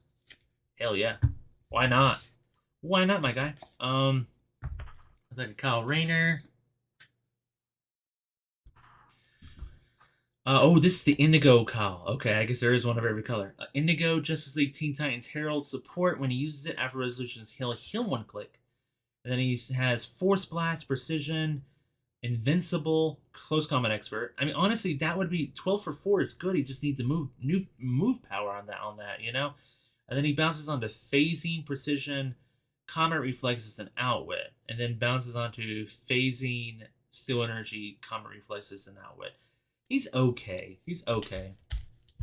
Again, like, he would be more potent if you had, like, Sidestep or, like, Charge or something, you know? Hypersonic, you know? Jessica Cruz. So she is definitely an A. That means probably we're going to get a B version that is the Green Lantern version. I honestly didn't realize Jessica Cruz had a Sinestro version, but okay. Sinestro Core, Herald Marksman, Trick Arrow. Perplex, but only to negatively modify combat values. That's how it was in More Light. Starts out with Charge, Energy Explosion. When she uses it, hit targets of less points are given an action token. It's kind of weird with Charge, because I don't think you can do it with Charge. But Charge, Close Combat Expert. Wait, what? Okay. I mean, she has 5 range, but I mean, for the most part, you're going to be Charge, Close Combat Expert, and 12 for 4. And then she bounces on to Sidestep, Quake, Combat Reflexes, Exploit. I mean, her attack value kind of goes down, but I mean, she's able to deal damage pretty effectively through most of her dial. Not horrible. We got 3 more boosters left, dude. That's crazy. It took us more than 2 hours to get through the first brick. We're going to get through the second brick in less than an hour. That's crazy. Nobody's going to watch more than like 20 minutes of this. They're going to be like, this thing's 3 hours long? F that. Okay, let's see what we get. Got the blue sword. I don't think I've gotten a single duplicate when it comes to rings or constructs. So that's really good. White Lantern Batman duplicate. Ooh, Our Man. Okay, okay. I hope. That's our super rare. Dude, heck yeah. Our Man. That's what I'm talking about. Woo. Dude, I cannot believe that I pulled. I don't know how many super rares are JSA, but I cannot believe that I pulled 2 of the JSA super rares. I love that, dude. I love that. That's, oh, we got a Joker's Wild Legacy card. Ooh, boy. It has to be a JSA dude, right? But who is it going to be? The Atom. I bet it's the Atom. I'm guessing the Atom. I haven't seen it yet. Our Man. And that's the interesting like future version too. Sword, Sinestro Corps, Batman, Johnny Thunder. Oh crap. Okay. Let's look at the Johnny Thunder Legacy card. Dude, this is so cool. This is so cool. This is so cool. This is a great piece to remake. Oh my lord. What is this? Johnny Thunder, Justice Society Mystical Past Soldier. 50-30. Perfect. That's perfect for him. Free. Alright, okay, let's see if I can word it. Say you. It's not say you, but it's CEI, so I pronounce it say. See you. Now, how to word this? Free. Roll 5d6? What the heck? Roll 5 dice. For every number that has at least 2 dice in the result, perform the listed effect. So if you get 2 ones, at least 2 ones, then for each one, remove an action token from a friendly character within range. I gotta play this piece. For 30 points, I'm gonna play this piece just to roll the dice every turn. Come on. If you roll at least 2 twos, for every 2, modify Johnny Thunder's attack +1 for every 2 until your next turn. If you roll at least 2 threes, for every 3, modify Johnny Thunder's defense +1. Okay, for each 3. If you roll 2 4s, for each 4, you modify his damage +1 for each 4. If you roll at least 2 5s, so any of these could be like 3 5s, 4 5s, 5 5s. If you roll at least 2 5s, heal a friendly character 1 click for each 5. If you roll at least 2 6s, for each 6, deal an opposing character within range. He has 6 range, 2 lightning bolts, 1 penetrating damage. And then he has special damage. Probability control shape change. He doesn't have that on the lower setting, but dude, like, phasing, prob, and he gets to do that fun thing for 30 points. Dude, this is awesome. This is awesome. Justice Society. Yeah, and talking about Justice Society, look at this guy. Our Man. Now, this is the interest in Our Man. This is from, I think this is, what did they call it? Like DC 2000, or it was like some kind of future version of all the all the DC people. And this was like the future Our Man. Justice Society, a simpler time Our Man. Justice Society past scientist. Once per turn for all characters with this trait, when a character uses a JSA to replace his defense values with Our Man's, you may choose that this turn that character reduces damage taken by 1 in additional to other effects. Okay, that's cool. 30 points for this is cool. Charge, Quake, Willpower, and Perplex turns into Battle Fury. Okay, don't hate it. For 60 points, he gets Charge Flurry with Super Strength, Invincible, and Perplex, and then he gets Steel Energy. I knew there were going to have to be some kind of like something going on here. When Our Man clears 1 or more action tokens, deal him 1 unavoidable damage. What?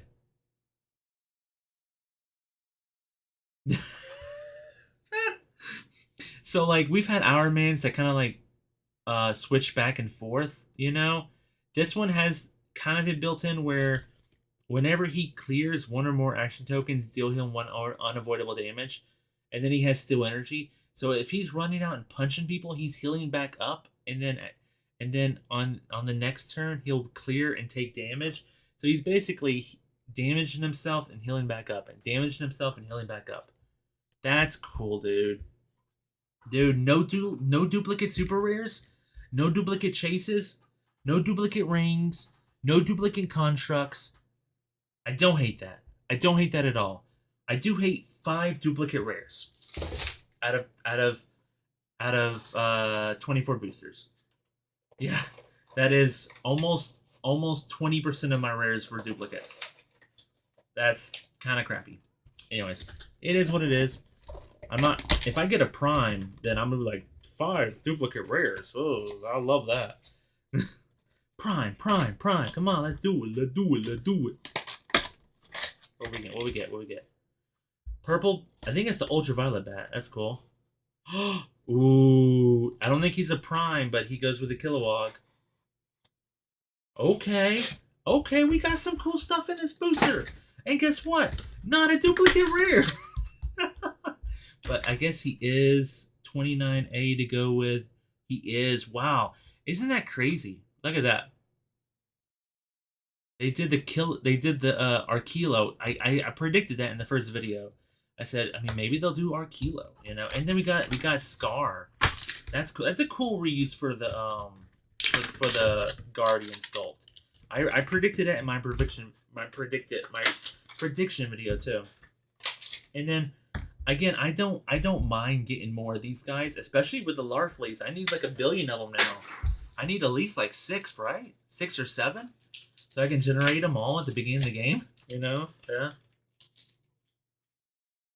A kilo, my man. Scott. Ooh, we gotta team up. Team up. We gotta team up. Let's look at the team up. It is the Violet Star Sapphire Kyle Rayner, Justice League Star Sapphire's Teen Titans Herald. Mystical, friendly characters that can use shape change can use mystics. Or mystics, friendly characters that can use shape change can use mystics. Team ability. Connections across the universe. Friendly characters with the Star Sapphire keyword have a minimum range of 6. Ooh, nice. Nice, nice, nice. And then he doesn't have any special powers or anything, but I mean, that's cool. That's cool. That's like a Scar. That's like a Scar.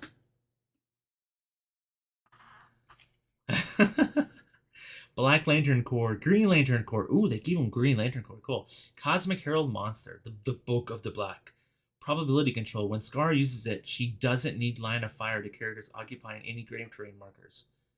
She doesn't. Oh, okay. So if an opposing character is halfway across the map in a grave terrain marker, she can problem from anywhere on the map. When an opposing character misses, if their attack was re-rolled, after resolutions generate any grave hindering terrain marker in their square. That is nifty. That is nifty. I wish she had like a 30-point setting and I could just run her for that main point. She starts out for 125, charge, poison, impervious, and... Oh. That's not a trait. Okay, that's her special damage power. Okay. Okay, so she starts out charge, poison, impervious, probability control. And then she bounces on to sidestep, psychic blast, impervious, probability control. Then for 60, you start out with sidestep, poison. So it's basically the same thing without charge.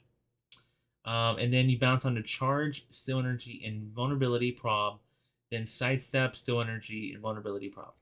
She's okay. She's okay. I wish that was a trait with the probability control. I do. Then the main boy. I'm so happy they made a new Archilo. The face is a little weird looking, but you know what? I'll take it. New Guardians. Sinestro Corps. Brute, Herald, Monster, Warrior. Drill Sergeant. Perplex. When Archilo is given a move, close, or range action.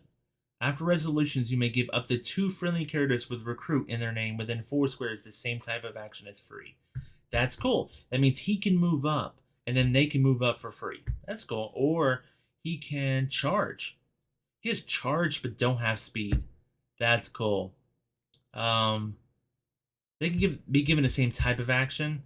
So, like, if he does, like, a charge, that would be a power action. So they could be given a power action. They wouldn't actually be able to use charge themselves, but they can be given the same type of action. It'd be move, closer range. So, but, you know, oh no, it's only move, closer range. So charge wouldn't count. That's a power action. Move is a move, yeah. If he did flurry, that is a close. So he could flurry and then I mean that would be cool. If you had like him and two recruits all surrounding the same guy, he could flurry, attack twice, and then they could each do a close attack, do a close action to do a close attack on the person as well. That could kind of work. Or if he did just like a range attack, then they could also just do a range. He has zero range. What? How is he gonna do a range with zero range? People. Okay. So he starts out with charge but don't have speed, quake, invincible, with battle fury leadership, free make an attack but only to target a character of less points than Arquillo. Yeah, that's not gonna be a problem, dude. That's really good with the flurry right here. That's really good. I like that. I like that a lot. So he can flurry somebody and then maybe make another attack, and he has battle fury and leadership. Nice, dude. I probably would play him at the 60. Dude, 60 points. He still has 12 attack. That's crazy, dude. 12 attack with perplex. Heck yeah, my guy. Heck yeah, my guy.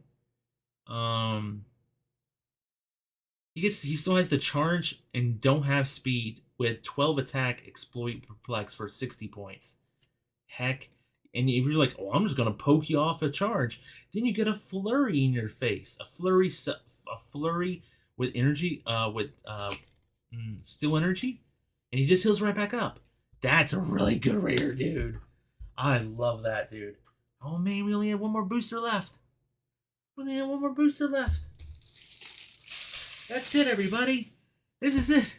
The last booster. I'm probably gonna record like a follow-up afterwards and just kind of talk about like how I feel about the set and everything. Yeah, I think I plan on doing that after I do this. Like the things I like, the things I don't like. If I think I'll buy more, stuff like that. So if you want to watch a 4th hour of a video, blah blah blah, stick along, you know. Okay, here we go. Oh, here we go. Another ring. Oh, okay, cool. I can trade this. It's another ultraviolet ring. So this is the only duplicate ring I've gotten. But you know, this is the best duplicate to get because people are gonna need that one, dude. It's the one people aren't going to have from Batman Team Up or War Light. So that's great.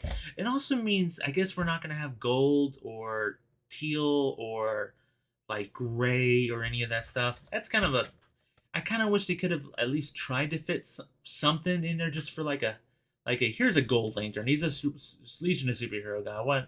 It doesn't go with anything else in the set, but we'll give you it, you know. Oh well, it is what it is. We got another Spectre. Yep. What the hell? I can see they wanted to do something green, but wait, what? The what? Oh, he's a rare. Lobo's a rare. I would have thought for freaking sure Lobo would have been a super rare. But he is a Green Lantern Lobo, and that's what I thought he was going to be. Until, like, his dog showed up with a bunch of Red Lanterns. I got these guys, and I was like, I got 2 of the same piece in the same booster. But then I realized one had a green base and one didn't. This is Hal Jordan as the Spectre. That's cool as hell, dude. Okay. Hell yeah, dude. Hell yeah. Nice. We ended the case on a really good point. I love that. I love that. Ooh. And we got another legacy card for another power battery. I'm not going to read it. Go back to the first video. I read the first one. This is Hal Jordan as the Spectre. Nice, dude. The Spectre. Green Lantern Corps just as the Deity Herald Mystical. Vengeance? Vengeance or Redemption. Toughness. When the Spectre uses willpower and succeeds, the Spectre and adjacent friendly characters have Mystic's team ability until your next turn. If they already have Mystic's team ability printed on their base, like him, they deal 2 penetrating damage instead when using it. Ooh, 50 points. Ooh, I like the lower setting too.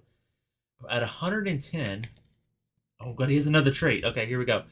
When the Spectre would be KO'd, you may instead replace him with a character named Hal Jordan or Green Lantern of equal or lesser point value than the Spectre on their last non-KO click, then heal the replacement character 2 clicks. This game, that character cannot be replaced or healed by any other effects. So that means I can play him for 50 points, and when he would be KO'd, I can bring in another 50-point Hal Jordan or Green Lantern. That is so cool, my guy. For 110 points, you get a giant dude. He's giant size. Sidestep, Pulse Wave, Energy Shield Deflection, and Prop. Then he bounces onto, at a 50-point setting, Phasing, Energy Explosion, Super Senses, Shape Change. And then last click goes back to Sidestep, Pulse Wave, EST Prop. I definitely will play that for 50 points. He'd be great on a Justice League team that like carry people around because he has the Green Lantern team ability. And he'd be hard. I mean, even though he's big, he'd be hard to take out with super senses and shape change and toughness. Like, yeah, you can't poison him to death. And if they actually do KO him, you just bring in another guy. That's cool as heck. I love that. That's cool, dude. That's a great uncommon, honestly. Dude, here's the boy. Here's the boy. I'm so happy they made him, dude. I'm so happy they made Lobo, my guy. Ah, Lobo. Green Lantern Core. Assassin, Brute, Cosmic Herald. Perplex. When Lobo uses it to target an opposing character, that character can use Battle Fury until your next turn. Yes, yes, yes. He makes you so mad that you can't even shoot him back. I love that. I love that. And then he has Main Man of the Core, Willpower. When a friendly character within range uses Willpower and succeeds, so he would be within range himself. After resolutions, heal him 1 click. Then he starts out with Charge, Precision Strike, Invulnerability, and Close Combat Expert, Knockback. So he's a 12 for 5 starting out. And then he turns into Running Shot with Energy Explosion with Close Combat Knockback.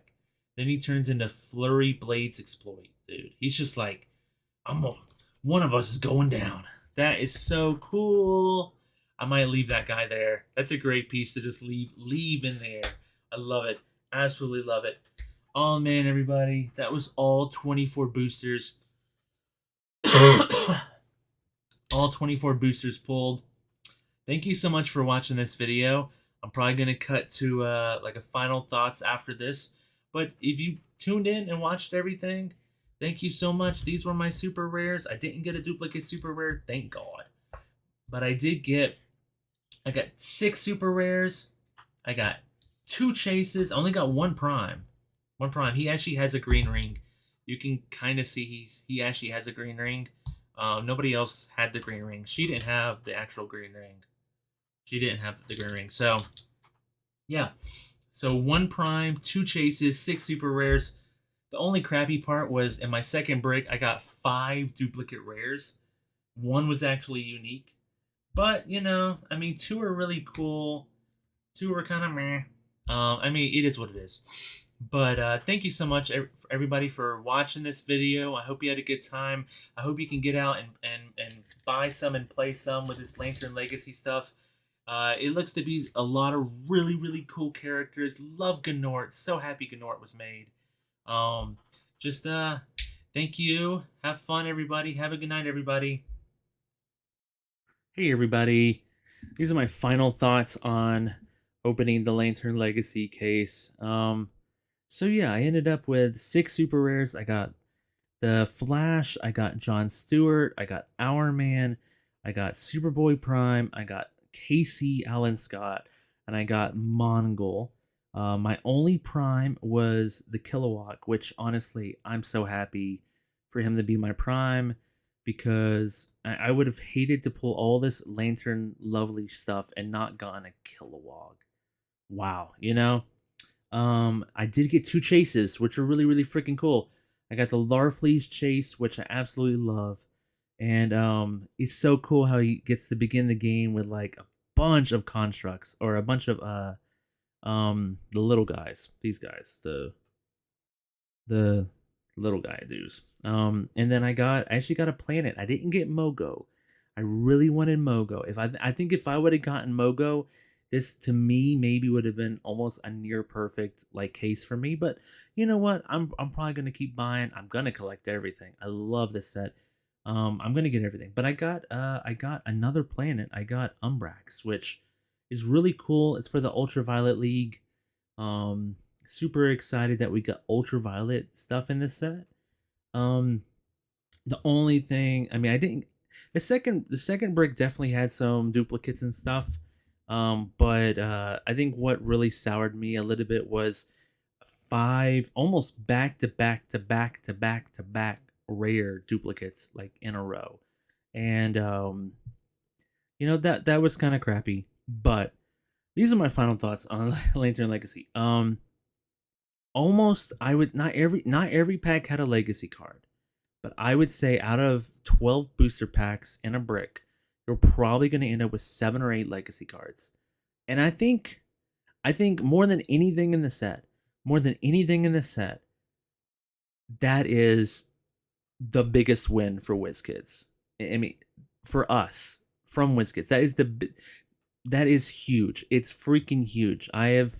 It has been so hard in the past to have a new set come out and be like, oh man, they made a legacy card for someone I really like, and oh man, I really want to play that piece again, but I don't have the money to buy a brick or a case.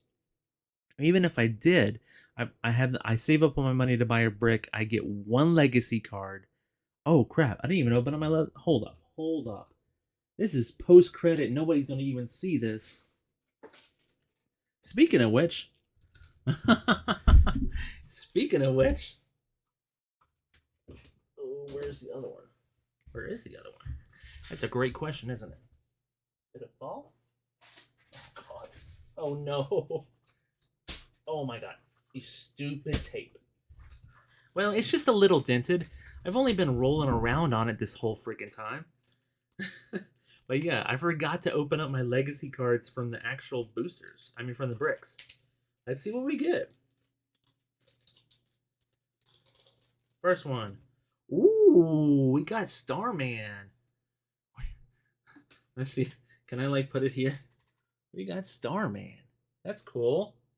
Yeah, dude. 60 points. He has a sideline active ability. When a friendly character with the Justice Society keyword of 70 points or more is KO'd. After resolutions, you may generate Starman from your sideline on click number 1 in a square that character last occupied. Equip Starman with any equipment that was equipped with a KO'd character. Holy cow. During force construction, Starman may be assigned equipment without paying the equipment cost. What the hell? Charity's Fortune, probability control, super senses. Once per turn, when an attack misses Starman, after resolutions, modify friendly character's defense +1. He has no defense power though. I mean, still though, for a free piece to get on the side from the sideline, that's cool. Cool, yeah, that's cool. And then I'm thinking I have to get a repeat, right? No, we got Carrie Seal. Nice, dude. Carrie Seal. Sinestro Core, Animal Brute, Cosmic. At the beginning of your turn, Carrie Seal may generate a pack bystander within range. Okay, there's the pack bystanders. Carrie Seal and friendly characters named the pack can use Battle Fury and Perplex. 40 points. Not bad. Anyways. So, yeah. Love the legacy thing. I think that's probably the biggest boon for this set. Even if you're just buying a random booster off the shelf, you have a decent chance to pull a ring or a construct and honestly a legacy card, and like that just adds so much more value to boosters, and I think that's fantastic. I think that is so good. But the legacy cards being I don't know how many there is. I don't know. I mean, like I said at the beginning of the video, I don't know what the whole set list is. I don't know if Scott Porter sat there and spent 30 minutes going over like 40 different legacy cards. I don't know. I don't know what's all in the set. I have a release event tomorrow. I'm gonna go to open up some more boosters, and we'll see what else pops up.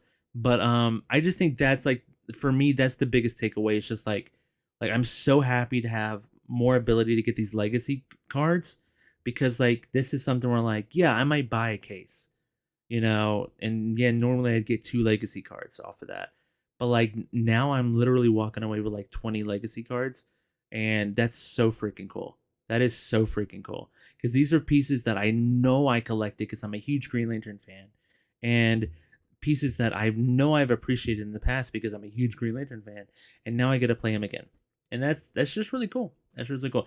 I will say I think it's a little weird though, because for new players, because they're going to be pulling a lot of these legacy cards and going to be like, I don't have any of these pieces. How do I get these pieces? And some are going to be kind of old, but I think I wouldn't worry so much about that. I think the game isn't in a stage of life where, to be blunt, you know, uh, there's not going to be that many new people, and I would rather not put the experienced and veteran people, uh, hinder them over and over and over because we're just worried about how it might somehow put off new people. Um, if anything, they're gonna be like, "Ooh, these rings are really cool. Ooh, these constructs are really cool," and they're gonna be like, "I don't want this card. You want it?"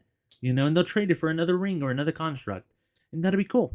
So I think it could work out good.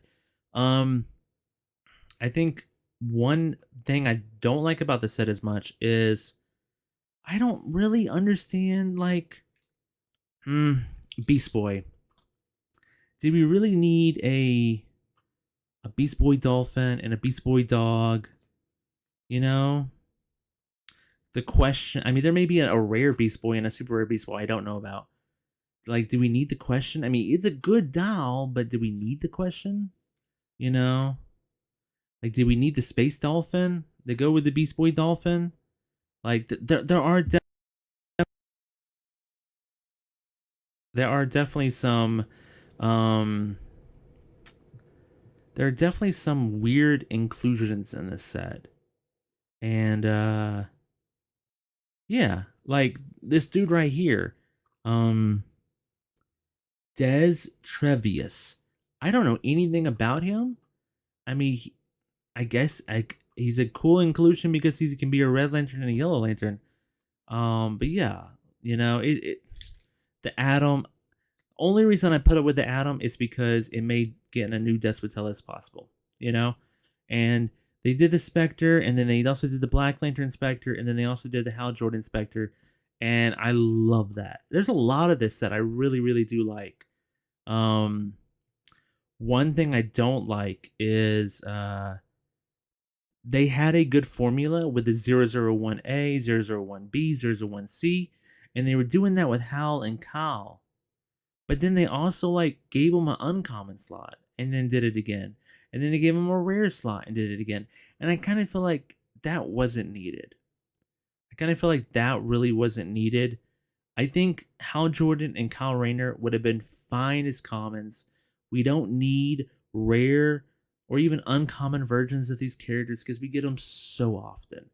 I mean, we just got a con exclusive. Oopsie, don't fall. We just got a con exclusive undead Hal Jordan.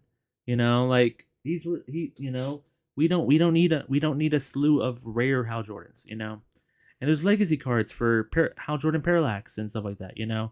Um, so I kind of feel like there was a little bit like they had a good formula with the A and the B's and the C's. They should have just stuck with that.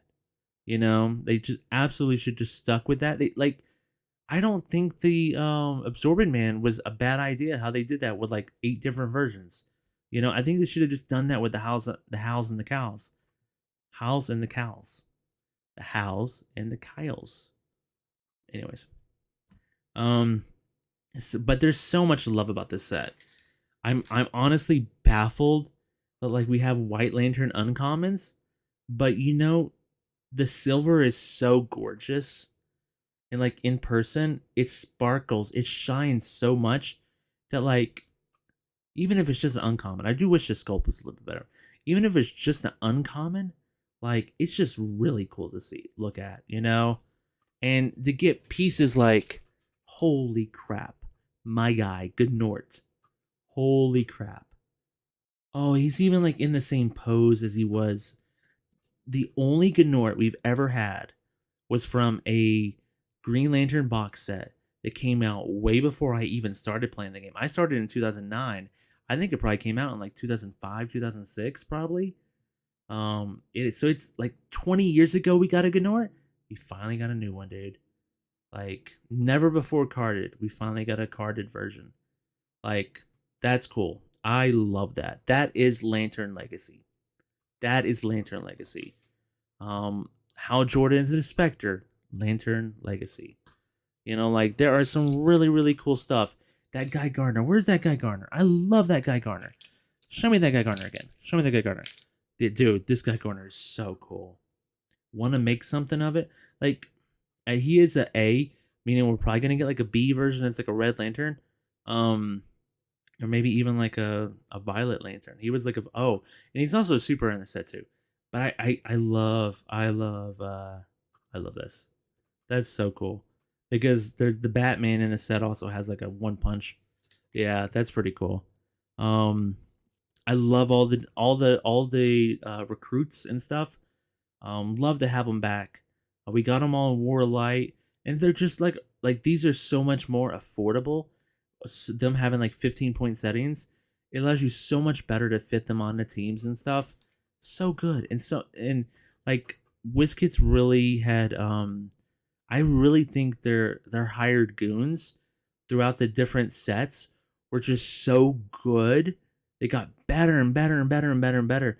And I really think they have gotten so good at making like hired goon slash recruit level pieces. Like there's that type of piece they have really gotten good at. And then given other pieces the ability to summon them at like their 15-point setting, so good. Like I really want to play a game with Larfleeze and like 8 of these orange guys and they all get to spawn in because my opponent's team is so big. Like that just sounds so fun. It sounds fun. I thought there would be a few more ultraviolet pieces in here. I got the A version of John Stewart. I'm pretty sure the B version is probably ultraviolet. But I didn't pull the super rare ultraviolet Sinestro. But I thought maybe there would be something else. I don't know. Speaking of Umbrax, what do I feel about the pucks? Um, I'm okay with this. The Doll, I mean, he's a chase. They're both chases. Mogo and him are a chase. As a chase, I don't think he's that good. I may be wrong. Competitive people may be foaming at the mouth, being like, "You just don't know how to play him." But I don't know. I think this is okay. If like, I really hope we get like a map. I kind of wish like it could work with a map. You know, I really wish it could work with a map. I think that would be a really nice way to yeah, we're kind of skimping on like how we're doing the physical body, but like we're gonna give you extra effects that make it more fun to play it. That would have been cool. Still though, I don't hate it. It's the only ultra violet piece I pulled. So yeah, it is what it is. I noticed a lot of pieces cheating keywords given. The Jay Garrick gives all Justice League pieces Justice Society keyword. Ganthet gives any piece Green Lantern keyword and the team ability. I think it's Sade gives Green Lantern's Blue Lantern keyword. That's so good for theme teams. That's so good for theme teams. It's so great. Um, Gambler? What? Why is he in this set? I mean, I understand there's Justice Society and a lot of Justice Society of America pieces, and maybe you wanted a villain to go with it, but like, why? Why? Um, Still though, fun doll. So yeah, I only got one duplicate ring. I'm not 100% sure, but I don't think I got any duplicate constructs. It is going to be a challenge to get all the constructs. I didn't notice any white or black constructs. No, I did get a white dagger, but I didn't see any black constructs. I didn't see any black constructs. Boy, yeah, it's gonna be a lot of collecting to do. But you know, I've done it 2 times before. Batman team up in Warlight, so here we go again, right? So yeah, more team up cards, more one shot cards. Love that. Legacy cards so easier to get now. Love that. Yeah, I think I'm overall pretty happy with the set. Overall, I still don't know what fully's in the set. I will probably do the release event tomorrow, and then after that, I'll start going back and watching everybody's unboxings and see what other pieces were pulled. And oh, that's cool, you know. Or if I decide I want to buy another case, which might happen actually. I don't know how many super rares there are, but I guess I got like 2/3 of them maybe. But I did get 2 chases, and that's cool. That to me, getting a chase in every brick means that, like, okay, it is maybe actually worth it to continue buying bricks, sealed bricks, even at $200. You know, um, if it wasn't a guaranteed chase in every brick, it probably wouldn't be worth it, to be honest. But yeah, I think I'm overall happy with how things were.